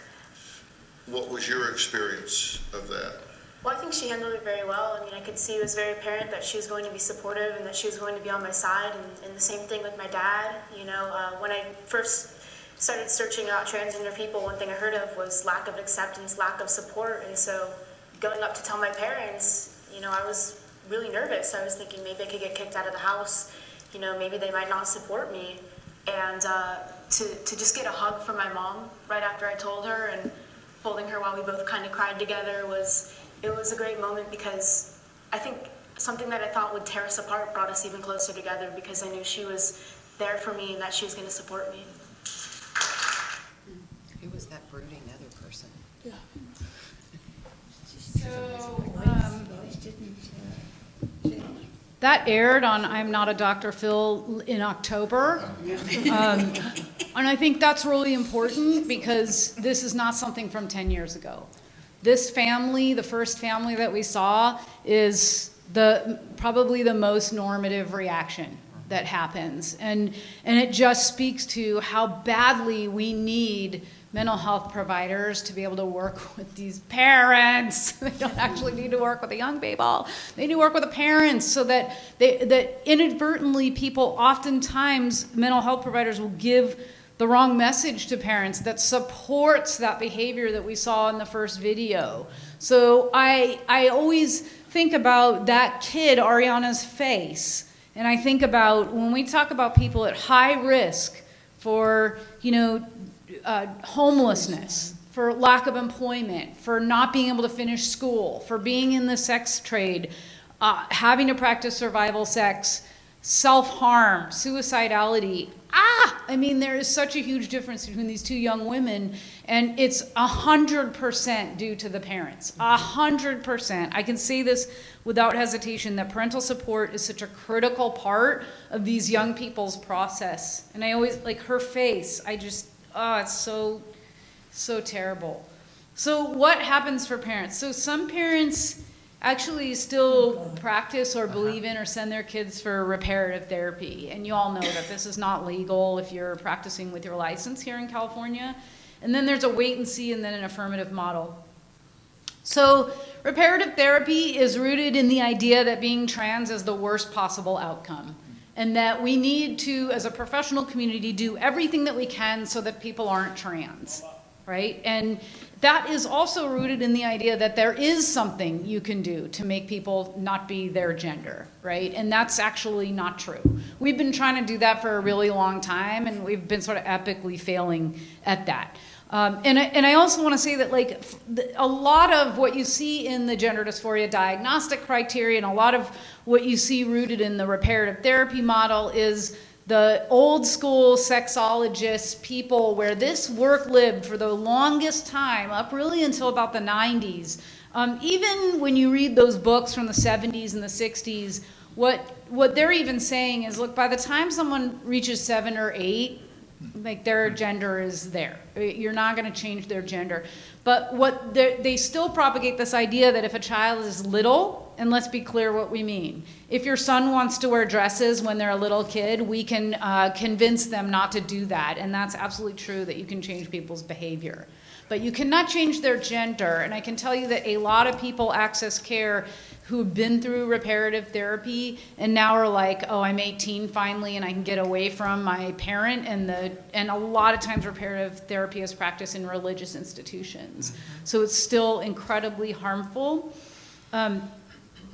So the couple of things, we can't change people's gender, right? It's also, we're not going to accidentally make people trans. This is another thing that people think, which is like assumes a fragility of cisgenderness, which there isn't, right? Nobody's gender is fragile. Wait and see is sort of like, oh, we're just going to roll with this and see what happens. And a lot of times, I mean, I always laugh about this because there's so much similarity in these stories, right? It's like, oh, my kid wore the dress-up dress in preschool, right? There was the costume dress, and they really wanted to wear that. For a lot of kids, let's be really clear, a lot of assigned boys go through a phase in their life where they want to wear girls' clothes because they're pretty and they fluff around and their textures are better and their colors are better and everything about girls' clothes in childhood is great. If we just made all clothes for all humans, we would probably not have so many people coming into care for this. But let's be real. If your assigned daughter wants to wear pants and play sports, you don't call a professional. You just don't, that doesn't happen. Right? And so we don't a lot of times see trans boys in early childhood. They just do their boy thing and everyone says, oh, they're a tomboy, they're gonna be a lesbian, whatever. And then when they show up in adolescence, that's when this really starts happening. Trans girls, though, if who you think is your son comes in their sister's tutu and high heels, oh my God, call a professional, right? Something must be wrong with my kid, let's get someone to fix them. Okay, that's just, again, it's the stigma that we have about people that we perceive to be boys in girls' clothes. So the wait and see model is like, okay, and then my kid really wanted the costume dress at home, but then they were like 6 or 7 now, and it turns out there is no dress-up box at school. Can I have like just a regular girls' clothes? Oh, okay, but you can only wear them at home. And parents are like, oh, we're being so supportive. But the reality is, if you say that someone can do something at home, you're also saying that who they are is not okay outside of the home, right? And this leaves a mark. You all know this. When you are in these periods of brain development and you are developing your brain around who you are is not okay for whatever reason, that isn't nothing. That's going to really profoundly impact you. And then what happens? Oh, can I just get this girl's backpack? No, don't you want the Star Wars backpack? I see this happening in Target all the time. It's hilarious. Don't you want the girl? And I always say that as soon as you do the girl's backpack, you've let the Hello Kitty out of the bag. You can't pull that back in. So it's like you really are going to, there you're on a rapid train to social transition. So affirmative model really is about sort of listening and letting the child lead and rolling with it and seeing. And for some kids, this is a social transition. And for some kids, it's not. A social transition is not something that is only for children. Many, many people, trans folks, have social transition as part of their process. And I want to be really clear that when we talk about transition, we're not talking about transitioning your gender. A lot of people say this, gender gender transition.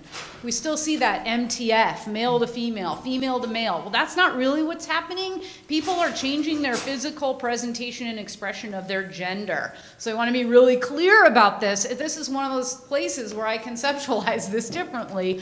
They are not going from male to female. They are changing their phenotype or their physical appearance.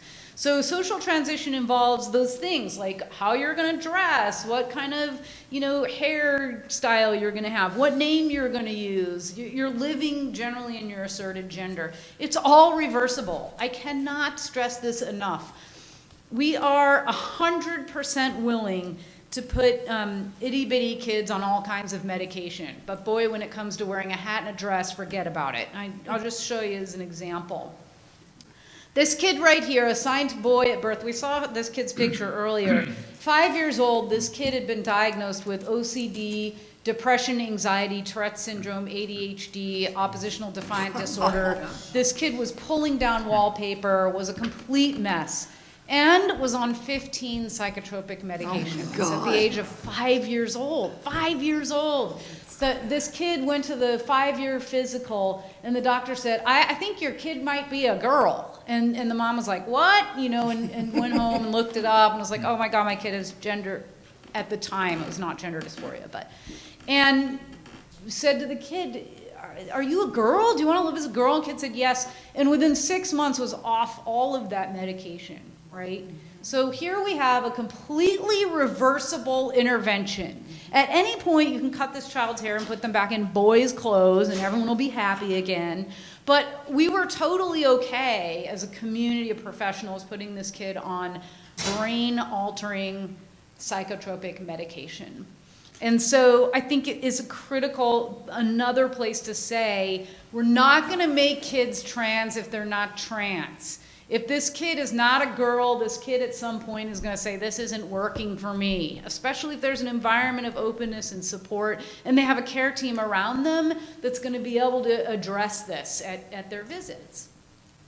Anyway, she was raised in Japan on a military base, and her social transition was so hard for all of the cisgender people around them that she was getting death threats, and they said, you got to move back to the States. So they moved back for safety to Arizona. I don't know what that was about. But now is a healthy, thriving 15-year-old young woman. So I think that's really important part of her story. So we have these kids that sometimes are early asserters. So they are talking about their gender in childhood. Maybe someone was listening. Maybe they socially transitioned. Maybe they didn't. But there's also those kids that were early asserters and then they put it away. Right? By the time they became 6 or 7, they got really significant gender policing, a lot of cultural cues. There's no dress-up box in first grade. And so they put it away, and it doesn't come out again until puberty or later. There are a lot of kids who assert a gender in their peripubertal time. And let me tell you why. So trans girls, when they're itty-bitties, they have something to hate. Yes. Right? They have their genitals that the genitals are the primary reason they've been misgendered, right? You're a boy because you have a penis. You're a boy because you have a penis. You're a boy. Well, how are you going to like your bits if somebody's been misgendering you because of them? You're not. You're going to have horrible genital dysphoria, and that is why, like this kid I showed you the picture of, tried to cut off her penis with a nail clipper when she was 5. Okay, so this is because when you are perpetually, your body dictates your gender, it's really hard to like your body. Trans boys, they don't have the same relationship, right? Because there's nothing there to hate. I've never really heard a trans boy say, I hate my vagina, I can't wait till it's gone. That's not really the way they operate. Like some kids, I always share this story because it's hilarious, but this family said about their 9-year-old, well, on his Hanukkah list for the last 6 years, he's had a penis and a personal refrigerator. Right? And being the protective human I am, I'm like, get the kid a refrigerator, Jesus. It's the least you could do. So there is sort of sometimes a relationship with wanting a penis, but there's not really a strong relationship with I need to get rid of my vagina. That's not really where but what happens when trans boys go through puberty? Right?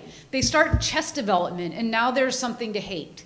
And this is why the primary place of dysphoria and distress for trans boys is their chest. It is absolutely horrific.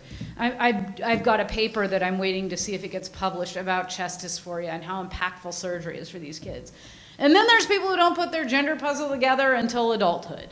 And because a lot of things have to fall into place in order for that to happen, right? And so if you're raised in a cisgender normative world, you also are probably like, why do I not feel like my assigned sex at birth? What is that? And different people learn about that at different spaces in their life.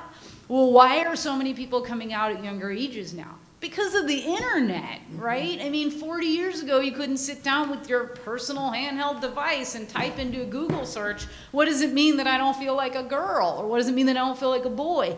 And you'd get a whole bunch of, now you find a whole community, right? There's language for how you feel. And kids, a lot of times trans boys will say they have this gender neutral childhood. I had a really happy daughter, and then around 11 something happened and my kid isolated and went in their room. I never saw them again. They failed in school. They don't want to participate in family or religious activities.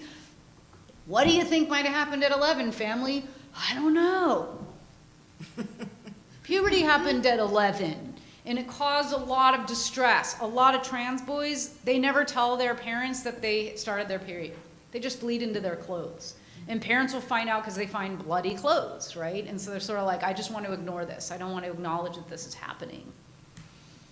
Okay, so let's talk about available interventions. Obviously, for prepubertal kids, it is inappropriate to put prepubertal kids on any medication. Absolutely not indicated or appropriate. As kids start puberty, maybe blockers, and we're going to talk about those. And obviously, as they get older, adding gender-affirming hormones to help them go through the correct puberty.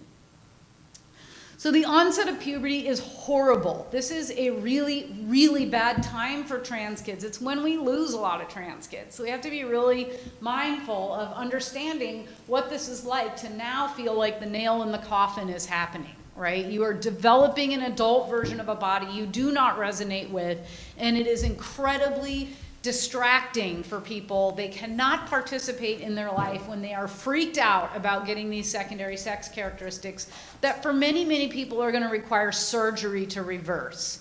So for example, if you're assigned male at birth and you identify as a girl and your voice goes down or you develop an Adam's apple, that's not changing with hormones. You have to have surgery to change that, and they're big surgeries, not without risk. So depression, anxiety, suicidality, social isolation, self-harm, maladaptive coping, like high-risk sexual behavior, drug use, alcohol use, a lot of cigarette smoking, these are all things that are really, really common in this population. So this is just a recap of puberty, what happens. Your hypothalamus makes gonadotropin-releasing hormone that talks to the pituitary gland through these receptors. Pituitary gland talks to the gonads with luteinizing hormone and follicle-stimulating hormone. The gonads make sex steroids. You go on to get secondary sex characteristics. So how do blockers work? When we use blockers, we give a biosynthetic form of gonadotropin-releasing hormone. And that basically is given in a steady state and the receptors get downregulated, it shuts this whole system off. It was the Dutch who started doing this. The Dutch are incredible. So 35 years ago, these three women in Amsterdam were like, wow, this is really important work. We need to start working with younger people because for some reason they were able to understand that trans adults started as trans kids. Nowhere else in the world were we able to understand this, but something about the Netherlands allowed them to get this. And they recognized also that people who were treated with hormones earlier had much better results. They had more changes because you have more hormone receptors when you're younger. But what they also knew was that people who got secondary sex characteristics that they didn't want had significantly more difficult path, right? And let's be real. If you are an identifiable trans woman, especially an identifiable trans woman of color, your life is at risk every day that you leave your home. And sometimes even in your home, it's a risk for you. So they were like, wow, wouldn't it be amazing if we could stop this process from happening and give people a little bit of time and then teach them about hormones and sort of get some more information. We've been using puberty blockers for a very long time. We've been using them for 35, probably 40 years now to stop little kids from going through puberty. So we don't want you going through puberty at 4 or 5. not cool to rock a mustache in first grade. Unless you're a trans boy, and then you totally want to. So health, from your health perspective, it's not healthy. So they go on blockers, and then universally come off of blockers at 12 and go through puberty. So it was the Dutch who published in 2006 the Dutch approach, the Dutch model. So their model was start puberty blockers and then add hormones and then surgery at 18, which is the age of consent in the Netherlands is 16. So this is important because it plays a role. So they're reversible. If you take away GnRH analogs or blockers, you would continue going through puberty about 6 months later. So we have this really interesting, elegant, very specific process for kids that they can do that they can undergo to avoid the development of unwanted secondary sex characteristics and potential future surgeries. And it also turns out that people can focus on their life when 95% of their brain isn't worried about going through the wrong puberty, which means they can learn. It means they can participate in therapy. It means they can do family activities. They can make friendships. These are all a really important part of childhood and development. This is another way to think about transitioning. Reversible, partially reversible, irreversible. So you know that social transition and puberty blockers are reversible. Once you start adding hormones, there are some things about it that are reversible and some things that are not. Obviously, surgical interventions are considered irreversible, except by the surgeons, who are like, everything's reversible by surgery.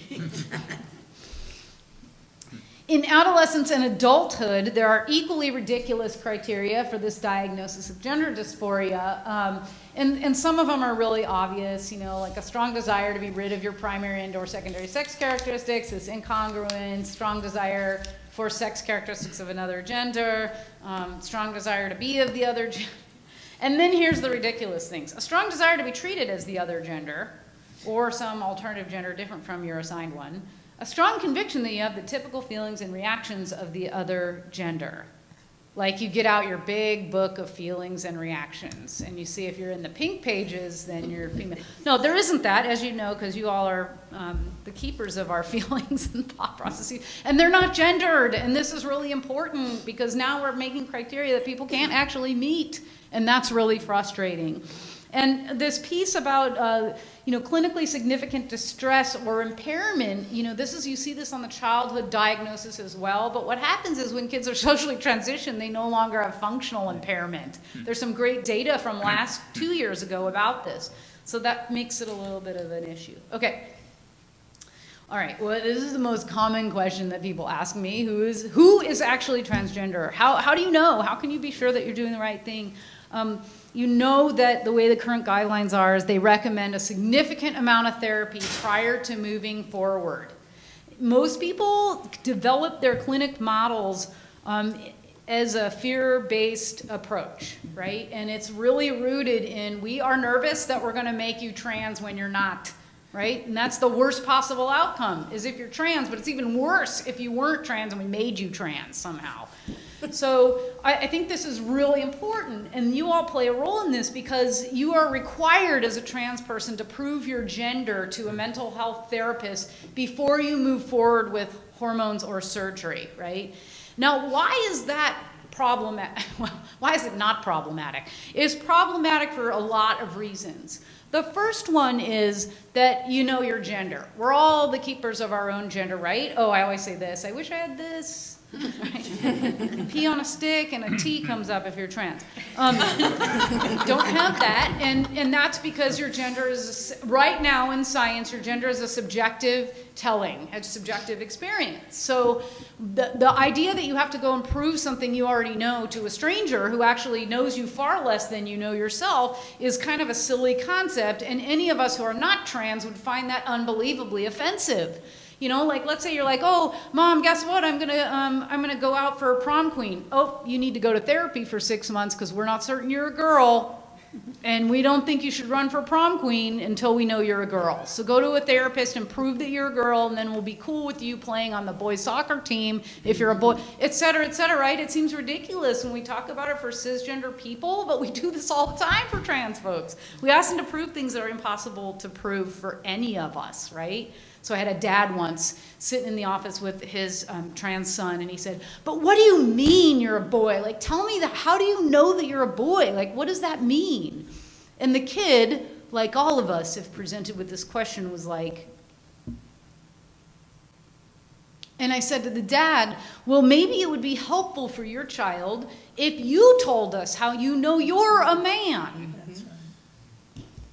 And the dad said,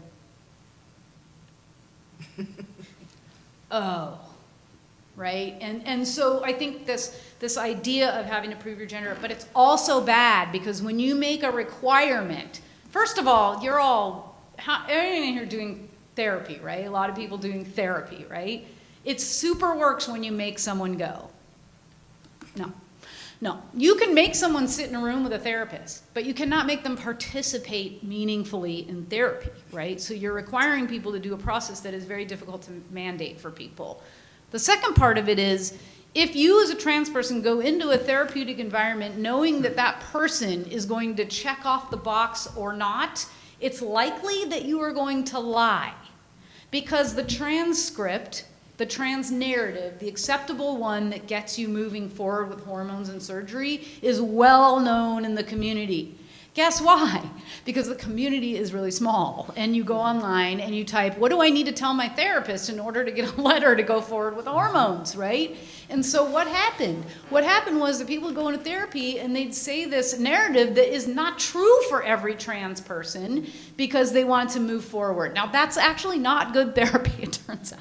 That's terrible therapy, and it also disrupts the therapeutic relationship. You cannot be an evaluator and a person that you're going to establish a serious, trusting relationship with. You can't do both of those roles.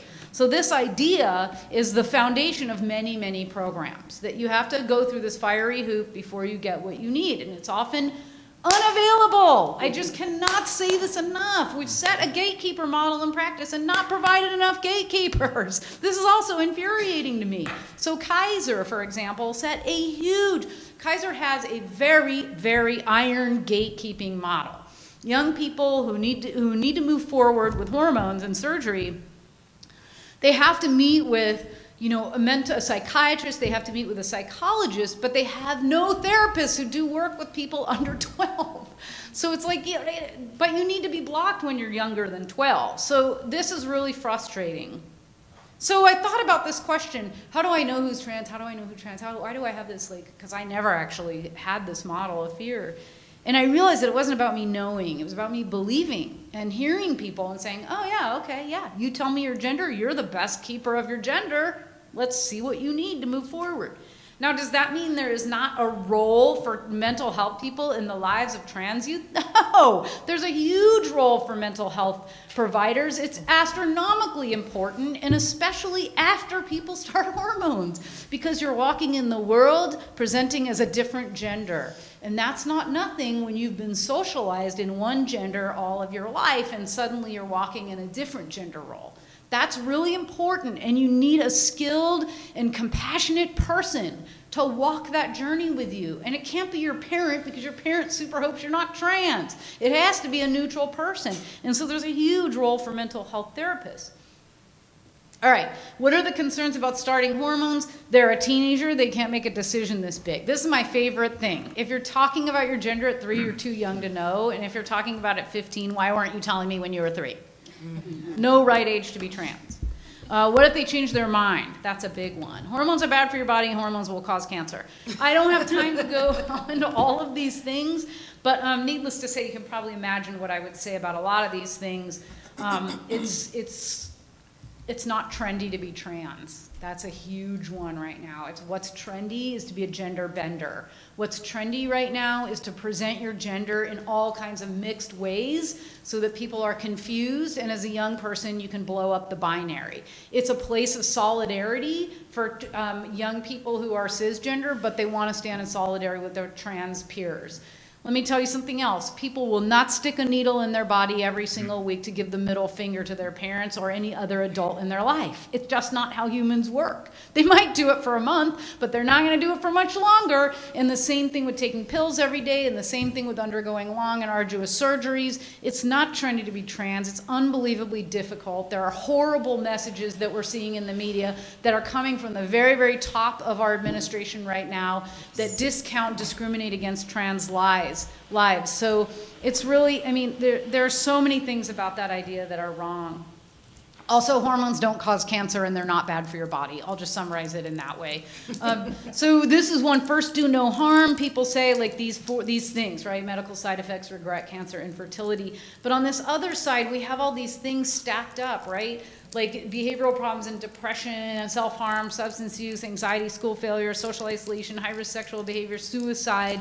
And there's an idea or a thought process that if you do nothing, it's neutral. That's not true in this work. If you do nothing, a young person is going to go through their endogenous puberty and get irreversible secondary sex characteristics, equally to the same kind of irreversibleness of doing it with exogenous hormones. So it's not nothing. It can be considered harm reduction in many spaces. Like if you put someone on testosterone and you've kept them alive for 5 years and then they decide they want a rock girl, you've kept them alive for 5 years and they have some facial hair and a deep voice.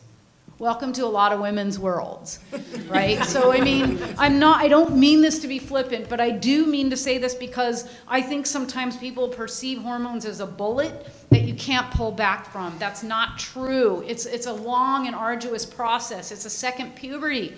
Most people don't have to go through a second puberty unless you're trans. Very quickly about hormones. Obviously, cross-sex hormones are used to masculinize or feminize bodies, but overall to improve people's quality of life, their body esteem, decrease their gender dysphoria and their anxiety and their depression symptoms, decrease their high-risk behaviors. For our girls, we have to do two things, and this is assuming that they're not on blockers in puberty, because most people are not accessing care pre-pubertally. Most people are coming in at the age of 15 or 16, so they're already through their endogenous puberty. We have to block their testosterone, and then we have to induce female secondary sex characteristics. And we do that with estrogen and progesterone, and they will cause breast development, which is the one irreversible change of feminizing hormones, breast development after about 6 months. We use bioidentical form of estradiol. It's a patch, pill, and injection. This is a young person who's about maybe 9 months, 12 months on hormones. For our boys, we use really what guys complain the most about are menstrual cycle, their high voice, and their female chest. So we want to induce male pattern body and facial hair, increase their muscle mass, obviously stop their period, reduce their chest tissue, and deepen their voice. We do that with testosterone. It's great at blocking and induction of masculine features. Again, not this fast. I wish it was, but it's not. Or that bit buff. Right? Yeah, right? Comes as a gel, comes as a patch, comes as an injectable, which is the most common form. This is a young person that was kind enough to let me use his photo. This is a year on testosterone. You can see some changes in the angularity of the jaw, but certainly facial hair. Obviously, there are some social things, social presentation, hairstyle that's different, and things that matter around presentation of gender. This young person, my body was once a cage, but now I'm free. Early treatment improves family functioning, improves school performance, it prevents suffering and risk-taking, it leads to social change, spares surgical interventions, and affords a gender-concordant puberty sometimes. But giving this gift of selective disclosure is really important. People should have the ability to either disclose or not. Identifiable trans folks are at high risk. Their health and their lives are at risk. Hormones save lives, they really do, but so do pronouns and names.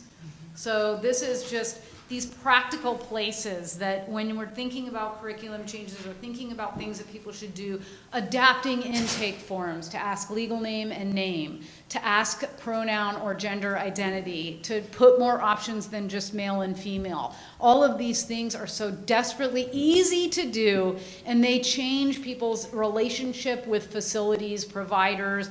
They help people understand that these are safe places, that trans voices and trans experience are welcome, and they're really easy changes.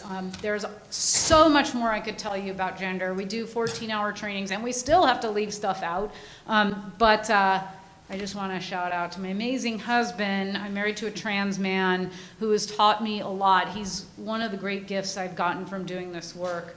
But my boss, Marvin Belzer, who puts up with my gender shenanigans, my institution, Children's Hospital and USC, my team at the center, but really everything I've learned about trans youth, I've learned from them.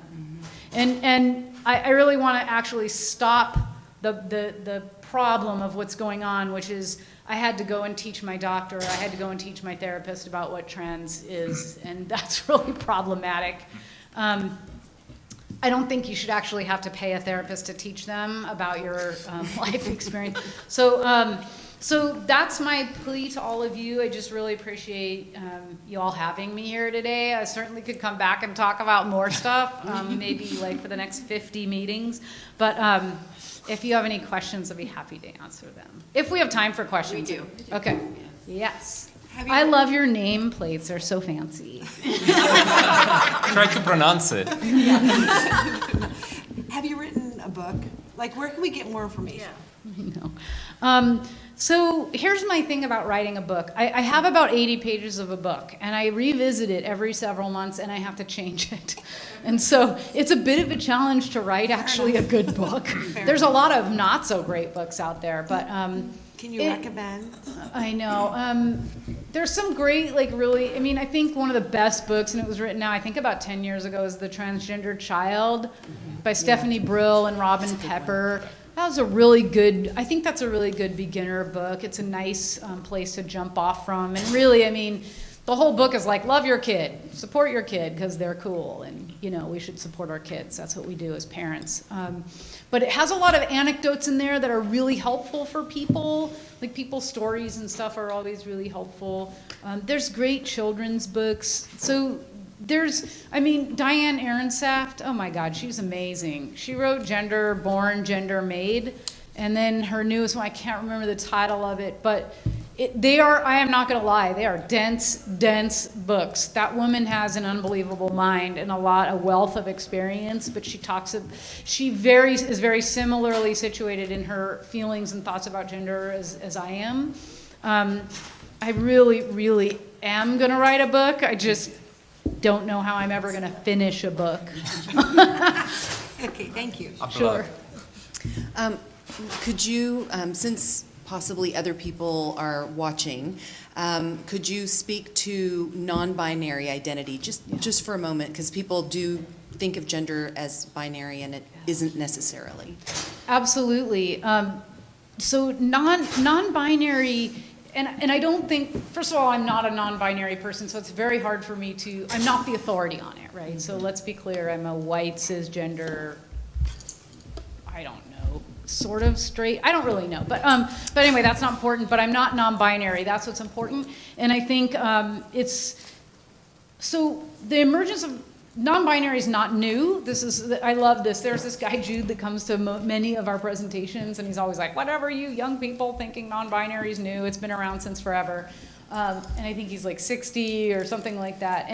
But I do think that there's better language around the capacity for people to talk about the binary as we define it in our society is not relevant to a lot of people.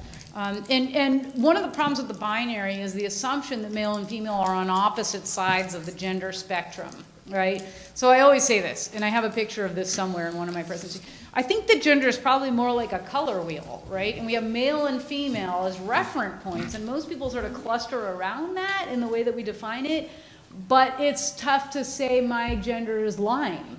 There's not really sort of a way for us to figure that out, but I do think that there are really people who are both male and female, or that's in their world, like that's what it feels like for them, or they're neither male nor female, or a little of this, a hemi-boy, a demi-girl. I mean, there are many, many ways that people talk about non-binary. But for youth, I think this is really critical. Most of the people that come in with a non-binary, endorsing a non-binary identity are assigned female at birth, and they are on their way to male. And I say this because it's important to remember that non-binary identities can be a stepping stone or a landing place. And you don't always know. It's just time, right? And so why? Why would people do that? Because it's safe. It feels safer for some people, and that's what they talk about. For themselves, but a lot of times for the cis people, adults around them, right? It was easier for me, it felt easier for me, like my parents would be more cool with it if I came out as gender fluid or non-binary. Mm-hmm. Because non-binary for parents means no hormones, mm-hmm. Right? And so it feels safer for them. no hormones, no. The irony is that almost all of these young people want chest surgery, right? So, and that's why I say, you know, it could be a possibility that your kid is on their way to male, maybe, and then for some people, what's really interesting is that what they mean is they want a non-binary presentation. But when I ask young people, okay, is it worse for you to be misgendered as female or male? Mm-hmm. They always have one that's worse, right? And it's their assigned sex at birth. Always. So I say, what is it? Is it worse when people call you a boy or worse when people call you a girl? It's worse when people call me a girl. So I have a handful of young people that they've gone on testosterone, their voices drop, they have facial hair, they appear very masculine in their structure, but now they are cool wearing dresses, right? And that's because, well, I didn't want to be seen as a girl in a dress, but there's something interesting and political about the statement of appearing male in a dress with my nails painted or whatever it is, right? So non-binary young people endorse a lot of different, like, no menses, no mustache, no breasts, no beard, things like that, right? So there's all these like different combinations that people have, but chest dysphoria is really common and most people want chest surgery. The other spaces or pieces of hormone transition are just variable from person to person. For assigned males, what I have seen is that sometimes it's a strategy if you've already been through an endogenous male puberty. It's possible that you know you will never be a non-identifiable trans person, and so it is easier to endorse a non-binary identity as a strategy for getting through. And again, so I mean, these are just things that I've heard from people. I'm certainly not the authority on this, but I do think that non-binary is a political space. I think it's a safe space. I think it's actually people's like, that's really where I am. It's not accurate for me to be defined over here or over there. Does that make sense? And it's really important to legitimize non-binary identities. It's really important. And that's why, you know, the first question for any young person is, let me check in today about pronouns and name. Because it might change, you know, from the visit to visit. I just want to say thank you, and it's very enlightening for me. We want everybody to be happy. As far as you know, are there any studies to show that people going through the gender confirmation surgeries, that they have changed outlook in life and they would be happier? Because that would be the ultimate goal. Yeah, it's so interesting that our ultimate goal is to make people happy, and we do so little about that. Yes, there are great studies looking at regret, looking at quality of life, and things like that, particularly in adult trans women who have undergone genital surgery. The Dutch have put out information about the quality of life improvement for young people who got blocked, then went on hormones, then had surgery. So there is absolutely data. I mean, that's the thing that is so amazing about this field of work, is that despite the fact that we know that no amount of psychiatric intervention changes people's gender, and that the only thing that we can address is changing people's physical bodies, we still are living in a time when people are like, what? We're going to change people's physical bodies? What are you talking about?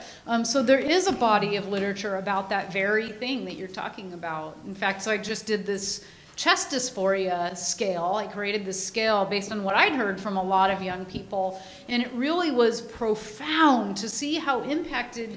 There were young people who they wear their binder at nighttime, all day long, and then at night. And binders have, you know, binders are the safest way to bind. I mean, there's people who bind with duct tape and saran wrap and ace bandages, and there's people who found out their kids were trans because they heard the duct tape roll coming out in the morning. There are trans women who duct tape their genitals, like for tucking. These are obviously things that really impact your quality of life. There were kids who said that their life hadn't started because of their chest. There were kids who said they don't seek medical care because of their chest. So, and obviously these numbers were profoundly different after surgery. And so that, hopefully that will get published soon, but there's very little in youth. There's very, very little in youth. But I'm involved in a multi-million-dollar NIH study to publish exactly that, which is let's publish what we've known for 25 years about the benefits of going through hormones and surgery. Thank you. Sure. Okay, Max? Oh. No, go ahead, Renee, go ahead. Do you see much in the therapeutic, first of all, thank you so much for a wonderful presentation. And it's very interesting and informative. Do you see much in the therapeutic community in terms of, excuse the phrase, reparative therapy? Well, And if you do. Any is more than I'd like to see.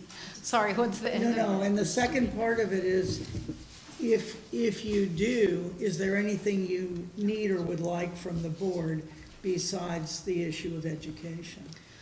Yeah, I do, what's interesting is that I don't have families coming in talking about how their therapist wanted to do reparative therapy. But here's what I do hear. My first therapist I went to said, "You can't be a boy, you're such a beautiful girl." You're not a girl, you have a penis. So it's not reparative therapy, but it's not appropriate, right? And then what happens is that a parent who really isn't motivated to have a trans kid is like, I love this therapist, right? We're gonna stay with this therapist because they're aligning with me and my desire for my child not to be trans. And so education is such a big part of that, and education with trans voices. So it was great. In this last training we did in Riverside, we had a panel of 3 young people. And this kid, probably the most profound thing that this young man said was, I'm a Kaiser patient, and I was going through the hoops at Kaiser, and by the time they routed me to an endocrinologist, I'd been on testosterone for a year with Dr. Olson. That was this kid's experience, right?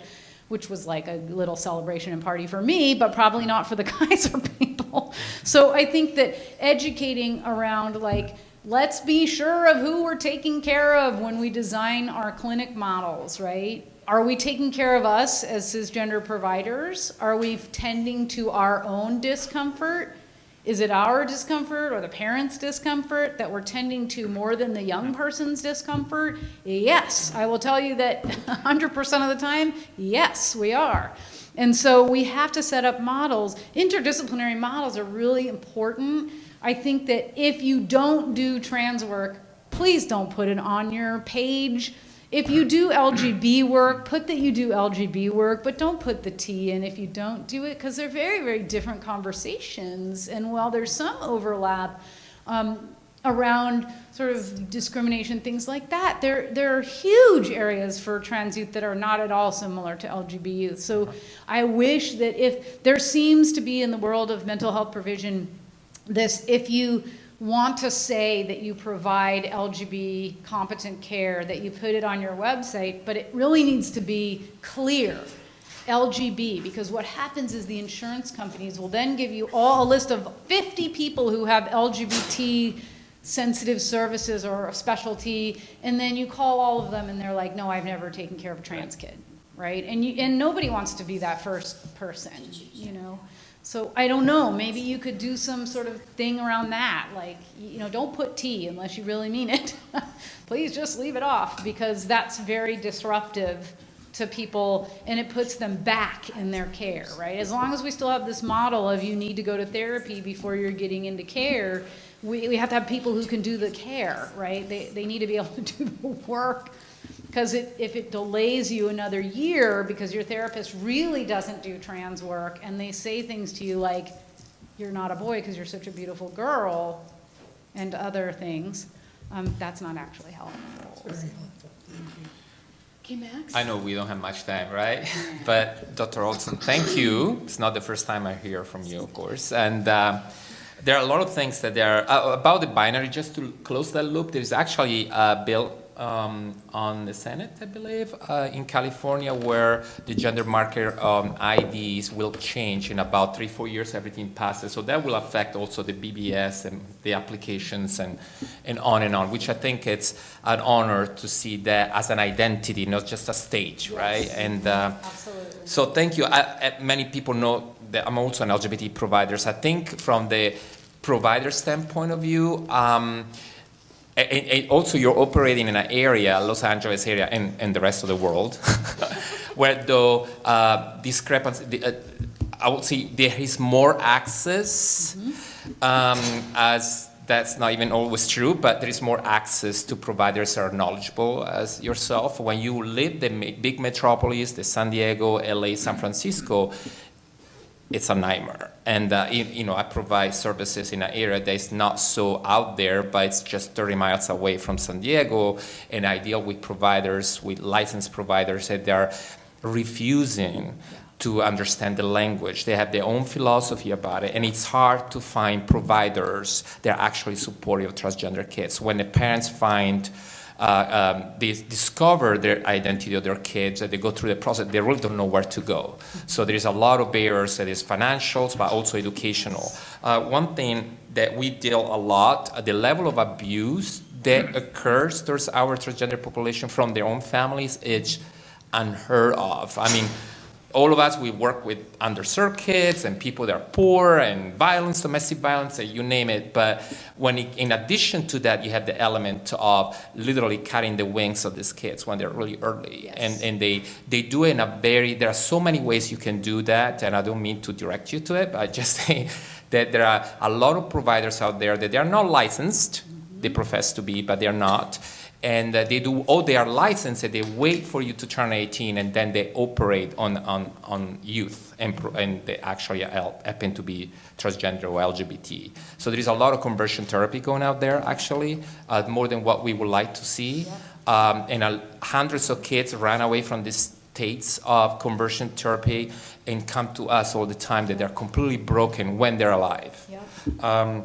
So there is a lot of things that we're doing work with the CPS as well, because actually that abuse is not recognizable under the law in terms of you can force your kid to not to be transgender in a way that it's completely unethical, but it happens every day. And this happens even in families that are very well off. So it's not just a narrative of families that they don't have access to education and financial, opportunities. It's just really across the board, more or less.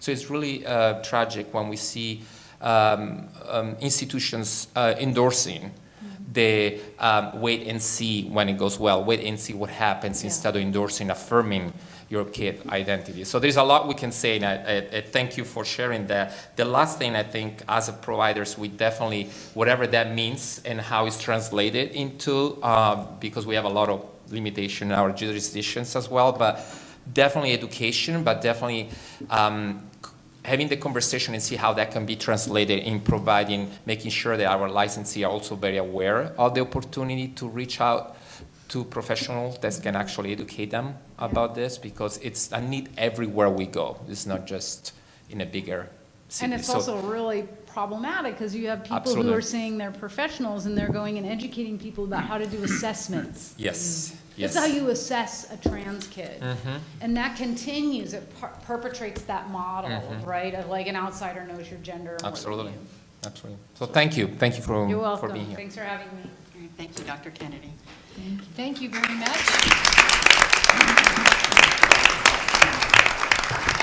A special thank you to Max, who got us involved to go down to the 14-hour seminar that we got to enjoy. And that brought us back to having you here before the board and the organizations that actually do the assessment and other things. So I'm sure they learned a lot too, sitting in the audience. So thank you very much. I know you are a very, very busy person, and we really appreciate your time. Thank you. Thank you, Dr. Thank you. Before we break for lunch and check out, this would be an opportunity for those organizations and or individuals that would like to come to the podium to make a statement, or it'd be a statement about the presentation of Ben and his presentation about the charging of licensees. So this would be the time for the organizations if they would like to come forward. All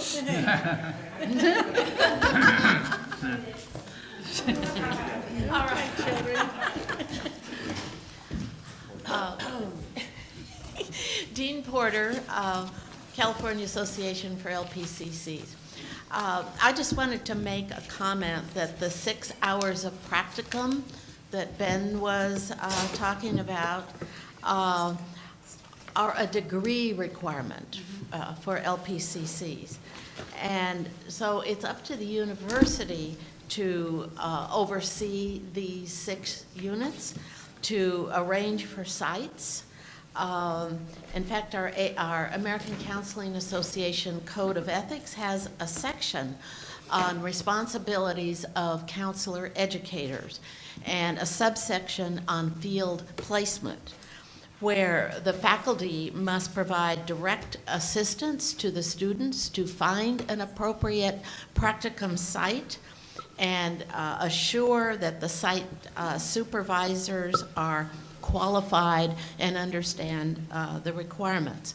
So they certainly would be monitoring whether or not students are required to pay a fee, and they probably would not place their students there.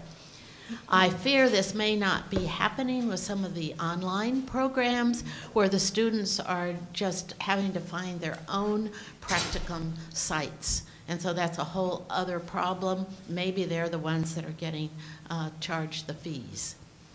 Good point. Thank you, Dean. Jan Lee Wong, NASW. I want to kind of piggyback on what Dean was saying. As you all know, MSW schools in the United States are specially accredited by the Council on Social Work Education.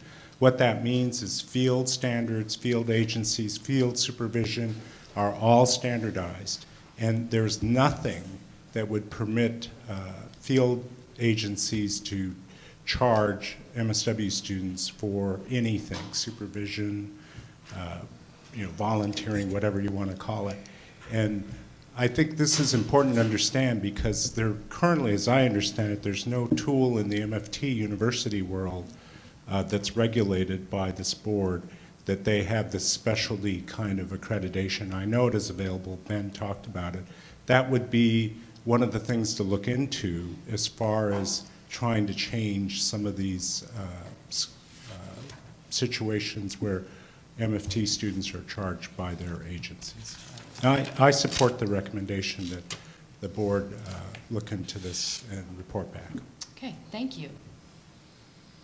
Hi, I'm Jill Epstein with the California Association of Marriage and Family Therapists, and I'll just be real short and say that we totally agree with what Ben is saying regarding the potential exploitation of trainees. Thank you.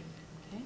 And as I understand it, is there an intern that would like to come up and represent all of the interns? Well, I don't know about that. My name is Phyllis Holland, and I am an MFT intern, 1 year out post-graduation.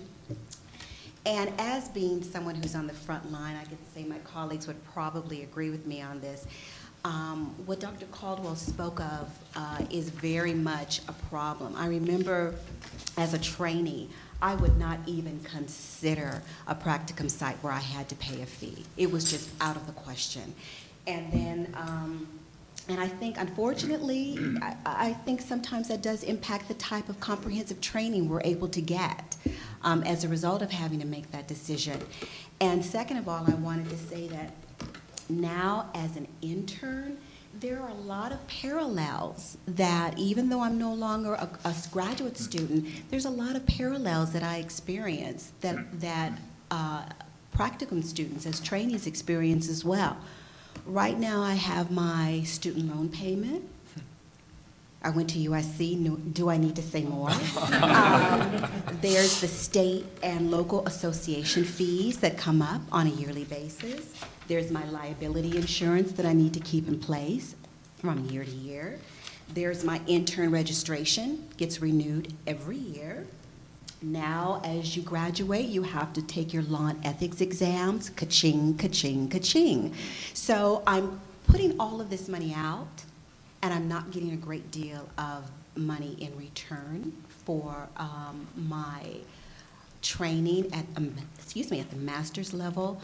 Also, I just wanted to say, I'm trying to be succinct, interns, just as trainees, are also in a vulnerable position. We're in a position where we would like to step up to the plate. We would like to tell you exactly what's going on at some of these sites, but guess what? We've got to earn our hours. We've got to get our hours in. We've got to get those 3,000 hours. I'm at the second round of training, I should say interviewing, at Southern California Counseling. And I just finally caved in and said, okay, with all these other fees I have, I'm going to pay the $70 a month if they offer me placement, because I want more comprehensive training. And this is the time in which to do so, to get that training. But it puts me in a tough situation. Thank God I have a husband who's supportive. I couldn't do it on my own. So I just wanted to let the board know that we appreciate you having listened to us. We appreciate the things moving forward to look into what's going on. And please, shoot me an email if you want to know more, or one of my colleagues, because we'd be happy to speak with you. Wow. Thank you. Thank you very much. And one last thing, I think Christina was right on the money. I think that there are so many trainees and so many interns out there that we have things going on that we're being definitely taken advantage of. Thank you very much. Thank you. Any other comments? Hi, Wendy Vitalich, LMFT. I've been advocating on my own for hundreds, thousands of interns, and so many times they just are so stressed out with trying to get their hours and trying to get the right paperwork, and it's so overwhelming for them. And again, my motto is keep it simple, and of course, I get a lot of contact from a lot of people wanting to understand the BBS website and who to call and all of those things. But hearing Ben's presentation was just alarming to me on the costs that a trainee intern and then after that having to pay loans. I mean, I'm licensed now and I'll be paying my loans till I'm 150. So, and maybe I will never get to pay them, I don't know. But it's just alarming to me, because all a trainee wants to do is get their hours, to be an intern, and do what they want to do is help others by becoming a licensed therapist. So I appreciate this opportunity that Ben had to present to you guys, and anything you can do to help the trainees, I'm very appreciative for. Thank you. Okay. Any other? Okay, so yes, Karen? Are we going to us now? Pardon? I wanted to say something earlier, but I didn't want to slow anything down. You know, I've been a practicum instructor for 10, 15 years, and I've never heard, and believe me, students gripe to each other, and I listen. I've never heard anyone say that they were forced to pay that kind of money. And maybe that Pepperdine does a better job of recruiting sites. And they are all over, well, in the valley, in the San Fernando Valley and LA. But that is not, I hope you will include a call to the Pepperdine field instructor supervisor in West LA, and get their experiences tabulated too, because I'm not sure it's as widespread as Ben has portrayed it. It's scary, but my students have not, and they freak out about money because Pepperdine's expensive. Although Pepperdine's pretty good about scholarships. We have a really diverse student body. But I would be hearing it if they were paying. So I hope you include them. I'm sorry I won't be around to I think that's the purpose of waiting until fall, so that Ben and his colleagues have enough time to collect the data that you're suggesting. Okay. Okay, it looks like we're going to go ahead and break for lunch, And we will be back at 12, does 12:45 seem reasonable? Yes. Okay. And for the board, those staying in the hotel, we got a 12 o'clock checkout, so you need to check out. We are adjourned.